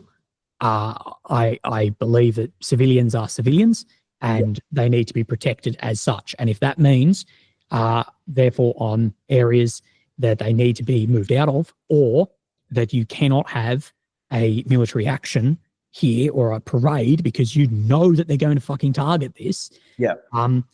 You know, I do think there has to be some responsibility put there too. I'm not saying all of it, but I'm saying, I understand what you're saying. You like to use what you said. You said there is a systemic nature of targeting these areas, and then you hold a parade in an area near the front that is within Iskander range. I'm not saying therefore it is all your fault. I'm not saying you blew it up, but I'm saying, mate, for fuck's sake. Your point. And we've seen Zelensky's actions as far as, you know, relieving people of command or duty or position reflect somewhat of that position. But I just hope that we can actually protect civilians in this more. The casualties are across all natures of the world right now. And of course, we've spoken Israel, Ukraine. We haven't spoken of all the other areas which don't get any coverage at all. Yes. Myanmar, you know, of course, it's absolutely bloody horrible. Yeah. Mate, is there anything you think that we haven't covered that you'd like to say or do or whatever before we hit eject? I know you had a podcast before this too. You've been speaking for hours. Yeah, look. I just want to say thank you. It was actually a really good discussion. We still have significant disagreements, and obviously you can't solve like significant disagreements with one conversation. But I'm glad that we did have this person-to-person chat, because, to be honest, it's always infinitely more reasonable when you have a person-to-person chat rather than just you know, Twitter, etc. And yeah, like I'm sorry that I took a pot shot at you, and you know, I think we were both, you know, probably in emotional states, etc. It's okay. I think it was a good chat. I'm glad we did it. Look, I still have some strong disagreements with you, but I can understand your reasoning on a lot of these things. And so, look, it was quite reasonable. I appreciate it. Thank you for having me. And no, I appreciate it. We should definitely talk again soon. Oh, mate, I'm happy to, and I really appreciate you, you know, picking up the phone and being willing to do this, because there's been so much of this where I've gone, I actually believe, because you say that we have a lot of disagreements. I believe that we have subheading disagreements, that we don't have foundational disagreements. Yeah. So I believe the foundations of this, as far as the justification for war, what is occurring, and the outcome that we would like to see, which are the three big ones, I believe you and I see very eye to eye on. But it's just the minor areas in that may be the difference between more trying to be an unbiased analyst towards to being a more of a activist analyst. Yeah. And look, I don't try and portray myself as like a dispassionate analyst. Like, I'm very open that I am pro-Ukraine, and I think that's a reasonable position. Like, I think people can take a position on these things, and as long as it's, you know, as long as it's supported by argument and reason, and that's what I'm trying to do here. But yeah, no, I appreciate it. You have a role as an analyst, and look, I have a role as an activist. But it's good to talk about these things. And yeah, no, thank you. I really appreciate the conversation. And mate, I'm happy to. I'm happy to. If there's something that is a disagreement, I'm always open to discuss my point and listen to your position too. You don't end up with 150 of something thousand followers for. Yeah, look, it's funny because like, a lot of people think of me as a hothead on Twitter and stuff like that. But like, look, I actually am willing to talk to anyone almost any time. So I actually think you're far more consumable in this style rather than just Twitter out. Yeah. It'd be interesting to see. I know you do some podcasting clips and whatever, but I think it could be. I think it could be very useful for a lot of people to see more of this yourself. And that's why, you know, I know there's going to be one of the top comments under this. I know someone will say, "Why are you platforming this guy?" Yeah, and the reason is because you can get an idea of how they actually feel about it as well, not through this Twitter exchange of me calling you a hypocrite, you calling me a pro-Russian. You can get this opinion of, oh, okay, this is Matt Williams or Mr. Pavlou's actual position on this, and try and find a healthy disagreement somewhere, which is very, very rare. No, it's good. I'm glad we did it, man. We'll stay in touch. It's good to have these discussions. I actually agree with you. Like, I'm trying to do a bit more long form stuff. Like, I'm trying to build up my YouTube right now, because like, I actually think long term, like, I love Twitter, it's fun, but it can be, it's not necessarily good for, you know, discourse and intellectual exchange, etc. Well, I'm not sure how monetizable Twitter is either with well, you know what's funny, like, I get like 1,000 a month from Twitter ad revenue now, but like, YouTube is a lot more sustainable for creators and people who want to talk online about these things. So yeah, I'm trying to go on. Is this your main gig? Like, do you have a typical job outside of this? Yeah, no. So I still work part time. I still work part time for the lawyer who helped me against UQ. Right. But I'm definitely like, I'm trying to like make this into a part time thing, and like I only recently sort of like built a proper studio sort of thing. Like, got my books behind me and stuff. So yeah, I'm leaning into it now, and I'm trying to give it a real crack this year. And also I wanted to say as well, Matt. Good luck with your treatment. I know you've got that soon. You mentioned, and I hope you're well, and I hope you have an improvement soon. Thank you, man. I really appreciate it, and I hope people take this as a bit of a lesson, as far as two people that had a heated exchange, being like, hey, look, we're still people, and we I give you text me tonight and said, I'm having a hard time, can I give you a bell? You and I would both fucking do that. So, this is an important exchange, and I hope people get a bit of an idea of humanity as well, rather than... We need to have more on this on the internet, man. It's true. It's very true. So yeah. Absolutely. And if there's anyone else you think would be good to speak to me, feel free to tell them, hey, he's not just a fucking asshole. He'll let you speak. Yeah. I'd really appreciate that also, man. Certainly think that. Yeah, certainly think about it. Thank you, man. Have a great day, and you too, man. I hope you're well. Thanks. And have a great Easter too, bro. Yeah, you too. You too. Okay. Thanks. See ya. See you, mate. Bye.